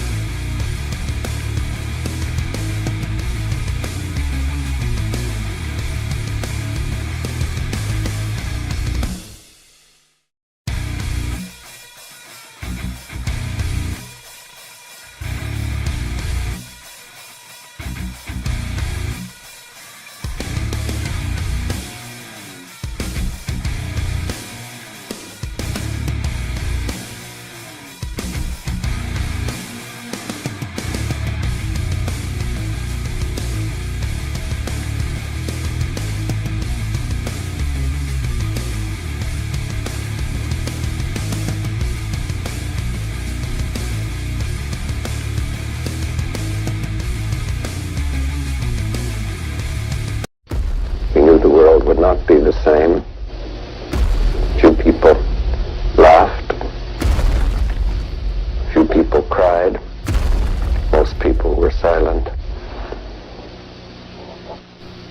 I remembered the line, Vishnu takes on his multi-armed form and says, "Now I am become death." The destroyer of worlds. Let's go. All right. I mean, that's a pretty epic trailer. So- it's a pretty epic teaser. Yes, Teaser. we did edit that with the Godzilla 2014 teaser voiceover. Nick did it. Nick beat me to it because that's actually what I wanted to do. Thank you, Nick. You shout out to Nick's side. It's one of the best in the business. Very best. So now we have the official title, which is Godzilla Minus One. I know how you feel about it. How do you feel about it? I mean, if they're trying to do like an origin, I don't want to say an origin, but like kind of like a first movie, I guess it makes sense. I do get what you're saying. Like, why not just call it Godzilla Zero? Like, but I guess Minus One is being artistic. I will tell you that trailer, that teaser, that's hype. That makes me see, like, you say it doesn't, but I think it does. It makes me feel like it feels like a classic movie. Just by the initial trailer, only because like we're getting so much exposure with this new wave of MonsterVerse movies, you know, GVK and Godzilla 19, 2014, like you get all these like new field movies. This feels like almost like the way it just feels like a classic movie. And I know you've pointed out you could say no, it's okay. Well, your opinion doesn't matter. Well, well, when you say classic, so like to me, classic would be like if it was a guy in a suit. Yes, I So, understand what you're saying. Because the design is already CGI, which I knew You're not getting. I hate to say it, Yeah, buddy. newsflash. You're not getting a guy in a rubber suit. it's never gonna happen. It's not happening. Shin Godzilla was The last. No, Shin Godzilla was all CGI. Really? Yes, they created a mechanical puppet that they never used. Shin That's Godzilla is completely some CGI. good CGI. Well, yes and no. It's good when they made him a lumbering nothing, so it works. But then there are some. You remember our trip to the Alamo for that one? Yes, I do. It was fantastic. Shout out to Alamo Draft House. Alamo Sponsor Draft us. House. Well, that's actually Mondo, and they won't sponsor us because Spiral Toy. Damn. Or sponsor us. Let's I mean, do it. we'll take it. Alamo Draft House the best, but I don't know what I was saying. What was I saying? I was saying it was classic, and you don't agree with that Oh statement. yes. So, if you had ever seen the Coffee Boss trailer, Okay. which was just a commercial, they literally sell coffee. Mm-hmm. They had actually done like a remastering or reenactment of Godzilla 54, where they built a suit, and this commercial came out amazing. And they enhanced it with CGI. Like it was, if there was anything where it was like, this might come back, it was that commercial. So I'm a little sad to see that. Obviously, it's not coming back. They don't want to build the miniatures anymore. It's just way like It's tough. it's budget friendly. It's unfortunately, Ultraman seems to be the only way we're ever gonna get Tokusatsu, and it's a guy in a suit. like at miniature sets. They don't. Yeah, it's not a popular tool used anymore. Really, miniatures aren't really like the go-to way of doing things, except for like really like. I know they still use them for a lot of like action movies, some, but most of the time, like if you look at like in terms of like action movie usage of like action sequences and explosions and things like that, you're talking about like James Bond and Mission Impossible. They still use like James Bond is totally okay with blowing up an Aston Martin. They have that kind of budget. Yeah. I think I don't know, like I feel like this could have benefited from miniatures. I mean, again, we're only talking about a 30-second teaser, but I think I love it. I love this Godzilla design. Yeah, I really do. It's awesome to see like this director had this, came out with Always Sunset on 3rd Street 2, which if you're not familiar with that, YouTube it, check it out. Basically, the opening title sequence was his Godzilla design, which is heavily based off of GMK. He's got the white eyes, very similar in body structure. But it was really cool. Like the CGI wasn't great, but it was passable. And like in that little clip, he gave Godzilla a lot of character. Like he's got this head movement and everything. So it was like, wow, Godzilla looks alive, so to speak. And then, Godzilla the Ride, which I am so fortunate to have actually experienced. That's going amazing. To Japan. I wish. And they took it down. It's actually, they replaced it with new Ultraman went in there. So about that. I mean, it was up for a couple years, but it's pretty awesome. Like we didn't go like, oh, it's closing. Like we went and then just a month later, it was like, oh, by the way, we're replacing this with Ultraman the Ride, which is pretty cool. But Bill says he's been tweaking this design for about a decade. Yeah, so now you have it in Godzilla the Ride. I believe ride is the drink word. Ride. Are we riding? Ride. Which is very much and this is another word where I disagree where you say this is classical. To me, this is a legendary and Heisei smashed together baby. Which works. I do like the design, and I really like the tweaks that they made on the final version. I love the spikes. But give me all those giant spikes, man. I do wish Toho would. This is like another opportunity where Toho once again seems to also have no interest in their like classics, because Godzilla 2000, Yuji Sakai developed what was supposed to be the suit, and it was heavily based off of Godzilla 62. It was like a modern take on that, and then that got scrapped. So now here again, this is supposed to be a movie prequel before 54. So this movie's supposed to take place before 54? Yes. So it's before the bomb goes off, or just after? Anyone in the chat have confirmation on that? I think it's supposed to be right after. No, it's definitely before 54. No, I mean I'm sure it's before 54, but I think the movie's supposed to take place just after the bombings of World War II. And supposedly there's also rumors that there's the two bombs, because there's Hiroshima and then Nagasaki. There's So supposedly there's That's what I'm saying. Another monster that's created from that one. Okay. Allegedly. Again, that's kind of cool. These are rumors. We don't know if it's... So this is why I'm saying it's kind of like it's a more classical feeling Godzilla movie, because you're just not like you're not getting all this like fluff in the beginning, I guess. Like based on what you see, it's like it feels like you're watching a more retro, for lack of a better word, Godzilla movie. So Bill caps it perfect for us. Yeah. Bill, you're the best. Bill, thank you. Let's throw it up there. We're going to throw it up there. So just after the bomb, when Japan was at their lowest point, aka 0. Yeah. And now when Godzilla shows up, they're at that's negative actually, 1. I hope that's 100% true. Though really that makes perfect sense. That's what the trailer kind of gives alludes you the vibe. Yeah. So Wonder X, is this in the continuity? I'm going to say no. I kind of feel like this is its own... This is like an official, real reboot that hopefully can lead to other movies, unlike Shin Godzilla, where it's just a complete one-off. So this will be kind of like a parallel franchise next to... Yeah, they've done that franchise. A lot. Like usually a lot of the movies always reference the original one. Mm-hmm. So this one's kind of in regards like this is the OG. original. Yeah, this is the original story. But the design is... I mean... awesome. Let's get a full shot. I just love the spines, man. I never thought I would see like Godzilla and be like, yo, those spines are sick.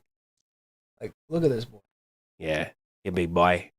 Look at this boy. It's so cool. It really is. Like, I love the big spines. We were talking about like the evolution of the style and how like the ride version, he almost seems more humanoid. Like his pecs are more defined, his biceps are more defined. He's a thick boy. Yeah, he's a thick boy. I made that comment to you about his feet. His feet are fucking gigantic. I like that the feet are kind of like a hybrid of... Does he have... I can't tell if he actually has 5 toes. So that was my thing. I was looking at this picture and I'm like... And I remember saying it to myself, like, does he have 5 or 4 toes? We got another shot. Let's see. See if we got another angle. We got all this. I can't really tell. No, It's all the promotional stuff. Go to the side angle. Yeah, that one. Yeah, I think he has 4, but the think he way has they 4. the way they kind of move, like depending on his right foot, your left side of the screen. I think that little like almost like thumb claw. But I think that's his 4th toe. It's just slightly raised. So I love the 4-toe gun. Like that's like a high side thing. Yeah. Whereas Showa is a 3-toe thing. Really? Yes. I did not realize. So again, I'm newer to this universe than most Like, people. So here you So go. 4 toes here. 4-toe. Oh, we got a 3-toe here. Go up there. Oh, I see. I see it. Always Okay. 3 okay. toes. Okay. Yeah. 3 toes a Showa thing. 4 toes. You learn something new every day. High side. Yeah, one the dorsals are amazing. That's my favorite part of this whole design. And we already got SH Monster Arts. Looks like they're I might buy my first Godzilla figure. They're sick of Haya's bullshit, and now they're coming out with this. I do love the spikes here. I love the skin. There's really not everything about this design is great. I love that we're using toy pictures as it's fine. Like, because there's not entirely. Well, there's not a lot of stuff out. SH Monster Arts released this, yeah. So you might as well go with it. So one thing that I wish that he would have kept from his original design, I'm a sucker for the white eyes. Really? Yeah, I think white eyes just makes him look so much meaner. Maybe that's your TMNT influence. Well, and also like GMK is one of my favorites because of that aspect. Mm-hmm. Like, and then one of the things that I don't particularly like going through the design here is, again, because the original one you can tell is very GMK influenced. Mm-hmm. Big teeth, big eyes. He's got the big features. This is where this leans more towards Legendary, like where you get that mashup. Very tiny eyes, very tiny teeth. Do you not like any of the Legendary monsters?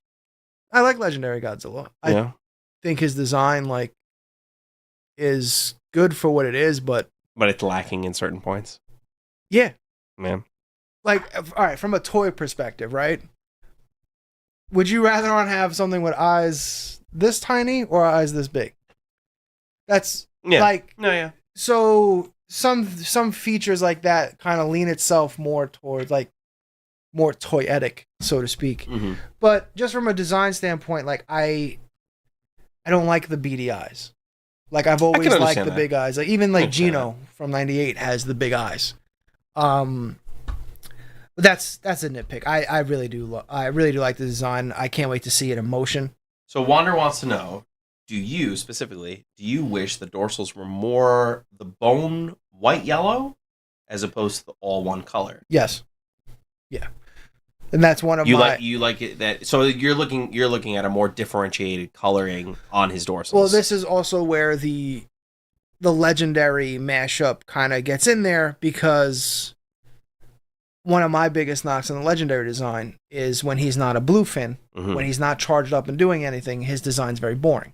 It's just one color. Yeah, you know, he's different shades of gray and brown, sure. Wait, so like, but the one thing that I've always liked about Godzilla is he has the contrast on his spikes. I mean, this is a drastic example, but like the dorsals on here are like blue, and then there's a silver topping. He's always had that kind of contrast on his dorsals. Yeah, Legendary is what knocked that out, right? Took that away. Unless your Millennium did too, but Millennium spikes were colorful. They had the purple spikes. Chris wants to know if you're sad that practical effects Godzilla is basically dead.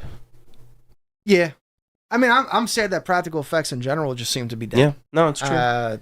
Like, a lot of practical effects in stuff is just few and far between. But when it does happen, I feel like it makes it all the more special. But yeah, no, I mean, I see what you're saying. It's again. We'll have to show you that trailer before you leave. But like the Coffee Boss commercial really did give hope to like this can be done. Mm. But I guess it's just too much of a challenge. Probably. It comes down to now, and it's sad to say, but it comes down to budget. Like, if it's cheaper to CGI something and CGI something well, I'm not going to say it's like CGI is the answer, but if you can do a good job of it, I don't see why you can't use it, especially if it's a lower price than the practical effect. The practical effect, I always prefer that because I like things to be natural, and I'm an analog guy to the end. Coming from an IT professional. It's I would love to see more practical effects and things, but I also understand why it doesn't exist. Like it's you want to get out as much of a movie as you can. Obviously, actors want to be paid. Crew wants to be paid. It comes down to decision making. You try to balance it.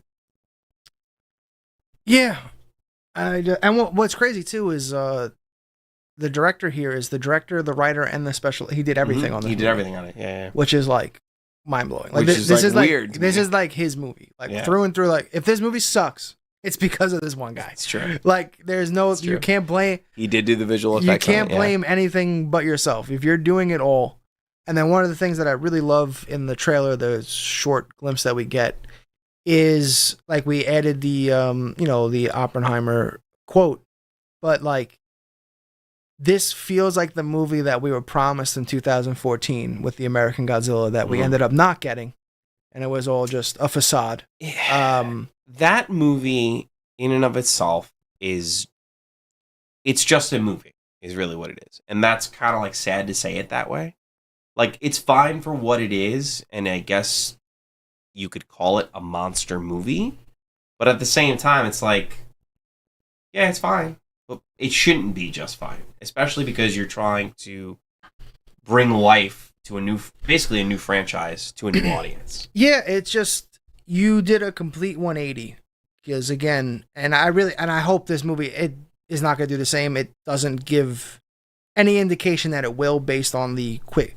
Like it looks like every step or everything Godzilla does is going to be absolutely devastating. The fact he swipes his tail and an entire thing's leveled. Yeah, he takes a step, the ground breaks, and because that's what it should be. Like everything that he does, and that's where 14 you could tell had those elements.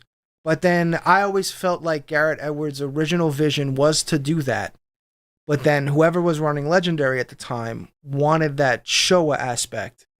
Where Godzilla's more the good guy than anything else. And that's where that movie kind of has this weird, like it kind of turns into a different movie out of nowhere. So I feel you on that because you and I were like, oh, they're coming out with a Godzilla Crichton collection.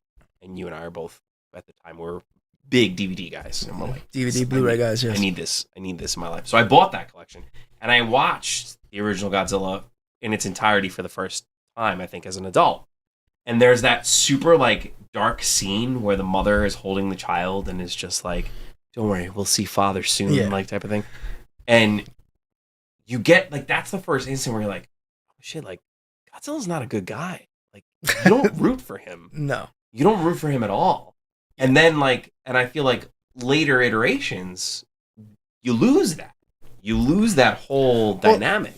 Well, I think that was kind of the thing why, and I've said this before on Kaiju Live and stuff, why I feel like Godzilla vs. Kong was as popular as it was because it finally took this Godzilla, even for me. I always liked the Legendary design, but it was never like up there for me because I don't fall in love with designs just based on their look. Oh no, I shut off again. Sorry. We thought we fixed the camera issue, but apparently not. Actually, can you feel it? Is it hot there? Really? Oh, might be the cam link. All right. Right on. It's got to be the cam link overheating. They are pretty old. I don't know. Maybe they have an overheating issue. We'll have to test it out. Sorry about that. Test it out. Sorry, guys. We know this show's been a little bit of a cut and run, but we got it. What was I saying? Oh, like, so the actions of like what they do in the movie really matters more to me. So I feel like Godzilla vs. Kong, that what kind of got everyone really hyped on Legendary Godzilla was because he acted more what everyone wanted, what American audiences wanted to see from Godzilla, where he's just this force that comes up and wrecks shit. Yeah. I think him swimming with the military, and then even in Godzilla King of the Monsters, where like they're basically like carrying him around, like, all right, buddy, go save us from everyone. Go get him. Yeah, like, and you're just like, okay. And you're right. It's definitely like people lose the fact that this is a giant monster that just goes around destroying Japan. Like that's the whole point. Like that was the whole premise from the very beginning. And then all of a sudden people are like, no, we want to root for him. Well, I mean, you know, at some point they decided like let's turn it more towards kids. Yeah. And Obviously. again, and then like I don't mind Godzilla as the anti-hero either, where like No, of he course. protects Earth is his home, so he Yeah. protects his home. Of course. Everyone gets destroyed in the process, but hey, that's It what's happens. up.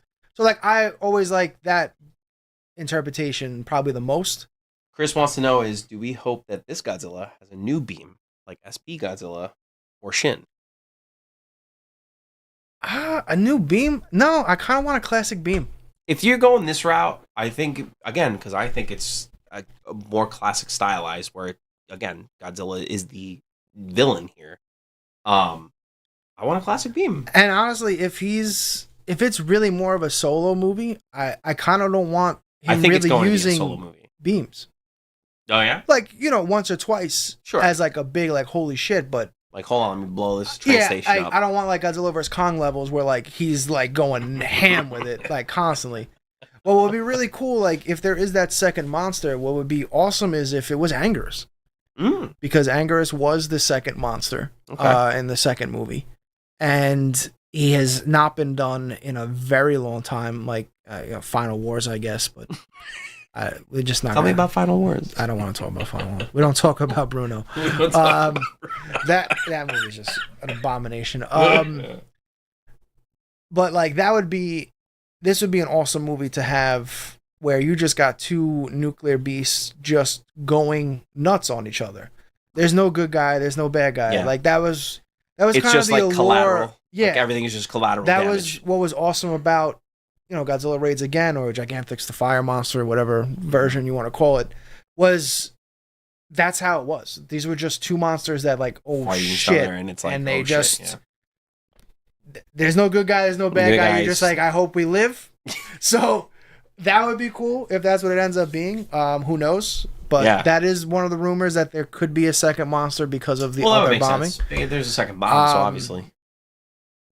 And I kind of feel like if this is a movie that you want to expand and maybe as your jump off point for a new Toho Style, yeah. universe or continuity, you got to include other monsters. Godzilla does get kind of stale in that standalone fashion because what else could you really do? There's not much. I mean, if you're... Because 54, 84 kind of have it on lock, like in terms of the solo badass Godzilla. There's not really much, especially this day and age, in terms of how movies are done. Like, you can't. You have to have somebody to root for, and you need that. You need that in the way it is. Chris asks, do you think there are implications for Toho made Godzillas if this movie tanked? I think so, man. I really feel like Toho has... I kind of feel like Toho is coming out with this movie just to show they still have it, which they've done in the past. They did that with Godzilla 2000. Godzilla 2000 borrowed a ton of scenes from Godzilla 98 to go like, look, we can do this too. But Shin Godzilla also showed that too. Well, Shin Godzilla and Legendary Godzilla, they had this like stupid what Godzilla's bigger bullshit going on. Like basically Legendary Godzilla came out, he was the biggest. Yeah. Shin came out, was like, no, we're like 5 meters bigger. And then Legendary Godzilla was like, well, now I'm juiced up, so now I'm bigger. Like, okay. So they had that like nonsense kind of going on. But Shin Godzilla like really didn't take any shots at Legendary at all. No, I think Shin Godzilla was just trying to do its own thing. Yeah. I think it was just they were like, we're gonna great. make a good Godzilla movie, and this is what comes out. I think that did really well. Yeah, this Godzilla design does look like he's built to fight and does look like he's very strong. Oh, yeah. So like I want, especially that's the other thing too, because again, he's got that Legendary vibe, like his arms are big. Yeah. So he's a brawler. Yeah. Not like Shin Godzilla. Like that was the thing. Like you couldn't really. Well, we were Shin- saying just before, like different angles of this Godzilla, his pecs are more defined, so he looks like he's jacked, Yeah. and he's ready to excuse my language, but fuck shit up. Yeah. Nah. Like so, I hope he goes toe to toe with something other than the military, or at the same time, let this be one of the most gruesome, saddest Godzilla movies in terms of like. Let me be sad about it.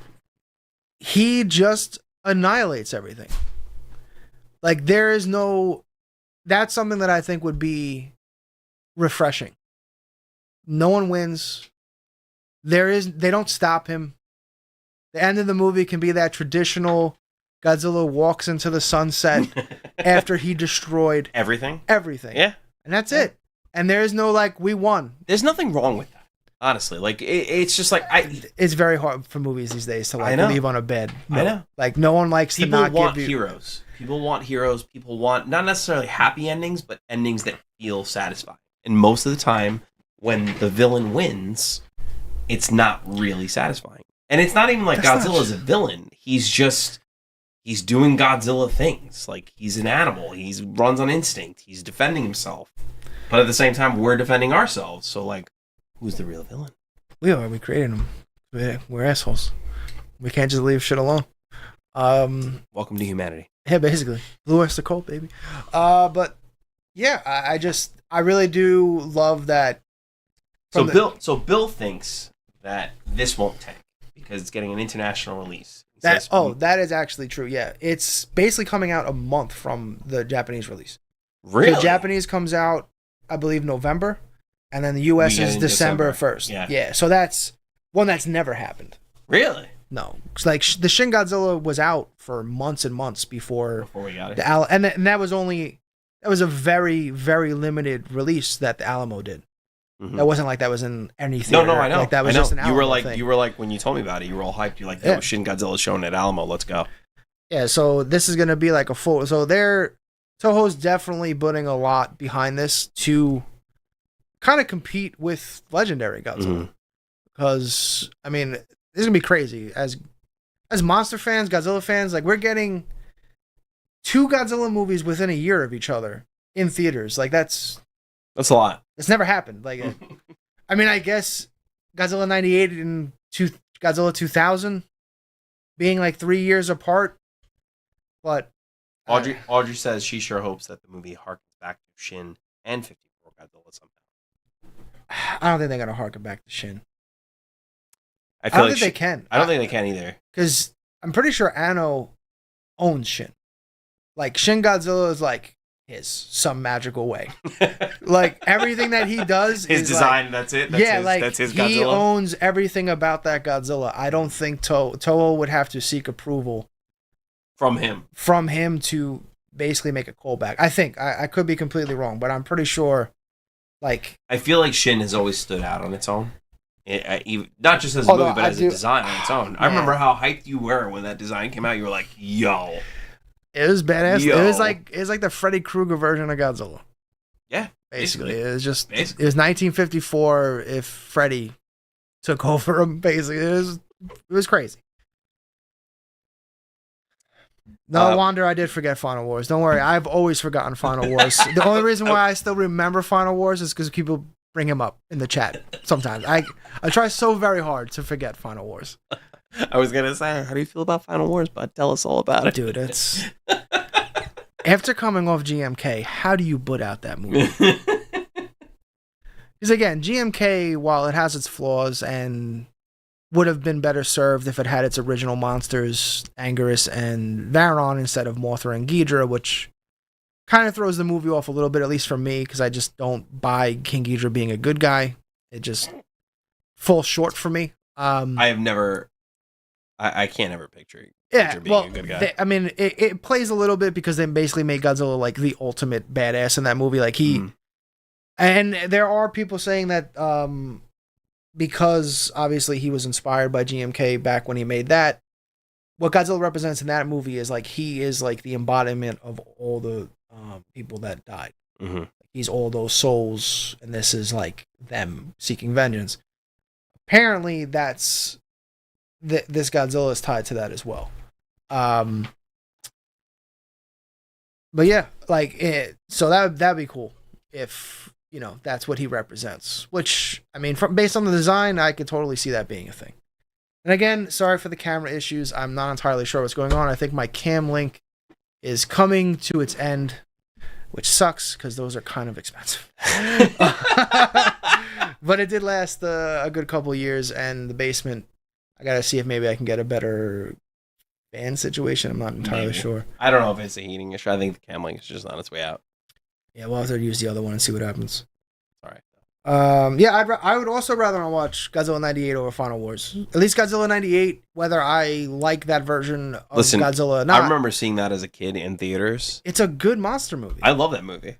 I love it. My brother is 12 years younger than I am, just to give you an example. He was born in 1998. We used to watch that on VHS when he was like 5. Like, he loved that movie. He really did. And that was like the movie we like, I don't know, kind of grew up on as like a kid. Like, because we watched that, and then the animated series came out based off that we loved. Yeah, the anime series was great. Yeah. So, now Thirsty just brought up something awesome. Hoping for a green beam. Ooh. Now, green to me represents Gino. So the animated series has the green fire. That's true. That's true. And we've never seen it other than that. So that would also kind of like... That would be kind of I feel like that'd be kind of cool and like make sense in the environment that it's honestly, in. I kind of wish it's just white. Just white? Just plain I mean, white? if they're you're not a fan of the blue? No, I am. But like, if you're trying to really stand out, like, why not? As an individual movie in itself? Like, give them a white beam. I mean, it actually looked awesome with, they just did that short with Godzilla vs. Gigan Rex CGI, where that Godzilla was supposed to be the Godzilla Jr. from Godzilla vs. Destroyer. Mm-hmm. Like, this is him, like, growing up. And he had, like, a second power level type thing where, like, he got all white and then his beam was white. That's so it's cool. not like white can't... Like, it's not, yeah, and you're then, not saying, like, for me, too, white like, can't be done. You could make his eyes go white, which would be a callback. Like, you know what I mean? Like, it could be awesome. Yeah. But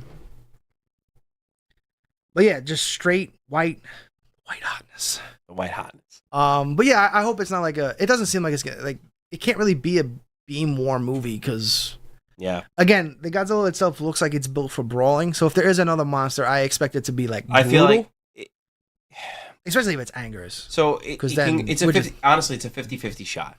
So if they're going to stay true to like classic style Godzilla, they'll do it solo movie. Like, it'll just be him. But if they're trying to appeal to more audiences, where you're trying to lean into the whole anti-hero aspect, You can do two monsters where there's no anti-hero. I know. Everyone loses.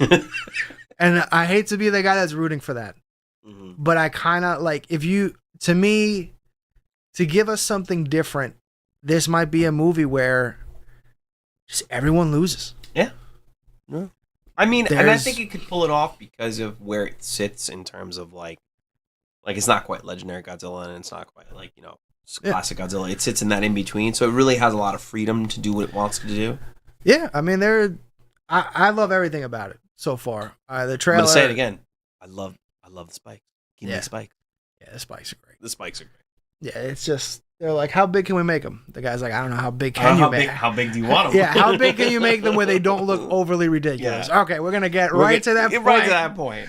And honestly, I could see him using that more as like weaponizing them in some way. Like, a monster jumps on his back and he slams into them and stabs them with spikes. All he has to do is jump backwards at people. Yeah, or do the spin thing. Come on, roll into a spin thing. Do it. Yeah, slide on your tail, but then like as you get to you turn backwards. Exactly, and just slam into them. Do it. Please do it. Oh man. Oh man. All right. Well, since the camera just went out one final time, I think we're gonna call it on that. I think that's yeah. So, what are your thoughts on Godzilla Minus One? Drop it in the comments. Please like, share, all that jazz. Yes, I hope please do. You enjoyed this Monday Night Live version of the Square Table. I don't think there's going to be many more of these. This was. We basically try to do it whenever either of us have a schedule that aligns. We were supposed to do it Sunday, but I didn't realize Kelly booked a second night at the hotel. We had a nice family gathering out in Massachusetts, so couldn't make it. And then Avandro had a D&D session planned for tonight. I did. That ended up getting canceled. That's because most of my players were hungover.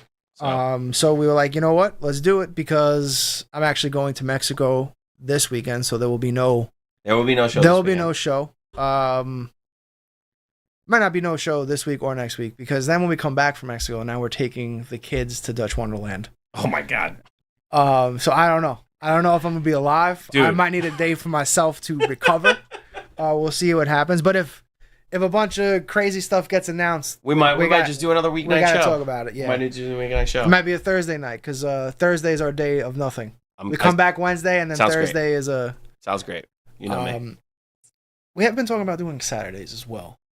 I think we'll just keep doing it like by ear. Basically, we'll shoot for Sundays and then see what days work out. But we're glad we had so many viewers tonight. Like that was great. Yeah, we appreciate you guys. We love having you guys. Sorry, Audrey. I think you were having audio problems. We're gonna have to check the tape. I don't think that happened. We'll have to go back and check the tape. But thank you guys. We appreciate it. Tune in next time, and remember, all rectangles. No, all squares are rectangles. Wow. All squares are Butchered it. rectangles. All squares are rectangles, but not all rectangles are squares. Thank you, and good night. Like and subscribe, and be on the lookout for more content from Kaiju Live. Have a good night, everybody. Peace.